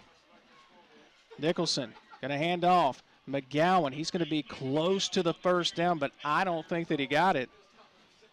I think he's going to be about a yard shy or a half yard shy, and he is. So if you're Petal, you can milk this thing down, and that's what they're going to do. Clock rolling 6 seconds, 5 seconds, 4 seconds, 3 seconds, 2 seconds, and they call a timeout with 2 seconds. So Petal going to line up for a potentially game-winning field goal here. So you might want to tell your friends to tune in. It's coming down to the wire. If he misses, we're heading overtime. Yeah. Man, the things that happen at Petal. Thanks a lot, Chris. No. No, but seriously, let's give credit to both of these teams. You know, Petal, again, just a little recap here. 14-0 at the end of the first quarter. Petal on top. Brandon comes back. We're 21-14 at the half. Petal still on top. A scoreless third quarter. Brandon storms back to tie it up, 21-all. Petal gets a field goal to go up 24-21. Brandon moments ago gets a field goal to tie it at 24. Now here's a potentially game-winning field goal by Nate Jones, and Brandon says, you know what? We're going to use one of our 2 remaining timeouts to freeze them. So Brandon with 1 timeout remaining. Yeah, can't take them after the game, so use them up. The line of scrimmage is, look like they put it down about the 18-yard line, so 28-yarder for the win. Yeah, very makeable field goal. He made one from, I believe, around the same range earlier. And it goes back to what I talked about at halftime. Brandon has been more of a second-half team in a lot of these games. So I'm not surprised to see Brandon with a comeback. Now they just need one good stop. So here we go. The attempted field goal here by Nate Jones, and Brandon will use their final timeout to try to freeze Jones once again. Again, Jones is he was 2 of 2 on field goals coming into tonight. So it's not like he's 10 for 10 on the season or 9 for 9. He hasn't kicked a ton of field goals, and his long is 28 yards coming into tonight. Yeah, and he had a little more range on that other one. He could have made it from a little further out, but right now you're more worried. I think you're more worried about accuracy more so than anything. Just get it through the uprights. Winner of this ball game improves to 3-0 in region play. Petal, they've won 2 of their last 3 against Brandon. Can they make it 3 of their last 4? The kick is away. It's got the distance. It's high enough. It's long enough. Petal wins. Panthers win. Game-winning field goal for the Petal Panthers, and a massive celebration here as Petal has defeated Brandon 27-24, and Nate Jones with the winning field goal. And the Panthers stay unscathed in region play thus far. Well, kicker, as much as they tried to ice him out with the timeouts, way to go. You know, game winner. Hats off to Brandon, man. They climbed back in. They never got it completely out of reach, but they climbed right back into it, and it came down to the last 2 seconds of the game. Unbelievable ball game. 27-24. Our final score. Petal improves to 3-0 in region play. And the Panthers are going to win game number 6 on the season. And Petal off to a fantastic start in region play. Brandon will drop to 2-1 in region play. And we'll talk more about this ball game as we move into our post-game show here and tear down. Get ready to make the drive back. We've got some things to do tomorrow to talk about as well. So, tell you what, we'll take a 2-minute break, come back and wrap things up here live from Petal.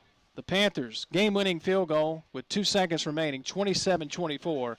Petal with the win. We're back in 2 minutes right here on the Spirit Media Network. A smile is one of the first things most people notice. And for over a decade, Germany Dental has helped change smiles for thousands of people across Mississippi. I was so embarrassed about my teeth that I never smiled. But now that I have dental implants and cosmetic veneers from Germany Dental, I can't stop smiling. My decision to see Dr. Germany literally changed my life. Germany Dental, changing lives, one smile at a time. Call 601-825-4746 today. The Mississippi National Credentialing Initiative, or MNCI, is a collaboration between the Mississippi Community College Board and the 15 Mississippi Community and Junior Colleges. The Mincy provides opportunities for students enrolled in credited career and technical education programs to receive national certifications. The premise of the Mincy is to connect education and industry for an improved Mississippi workforce. Students with national certifications often earn more than their counterparts without a certification. Visit mccb.edu for more information regarding the Mincy and career and technical education programs that lead to national certifications. You're more than a patient at KDMC. You're family, worthy of kindness, compassion, and respect.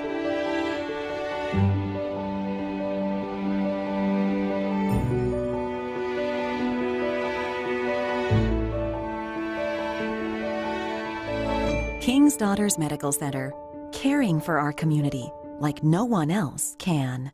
The Outdoorsman Tractor Package is here at Mississippi Ag. Choose a 3 Series John Deere tractor tailored to your horsepower needs and get all the attachments you require for the fall in one convenient package, including a loader, disc, and spreader starting at $315 a month. And as always, you get it all covered by our 10-year warranty. With 0% financing for 60 months, it's a deal that is sure to help you get your food plots ready for the season. Some restrictions apply. See dealer for details. Offer expires 10/31/19.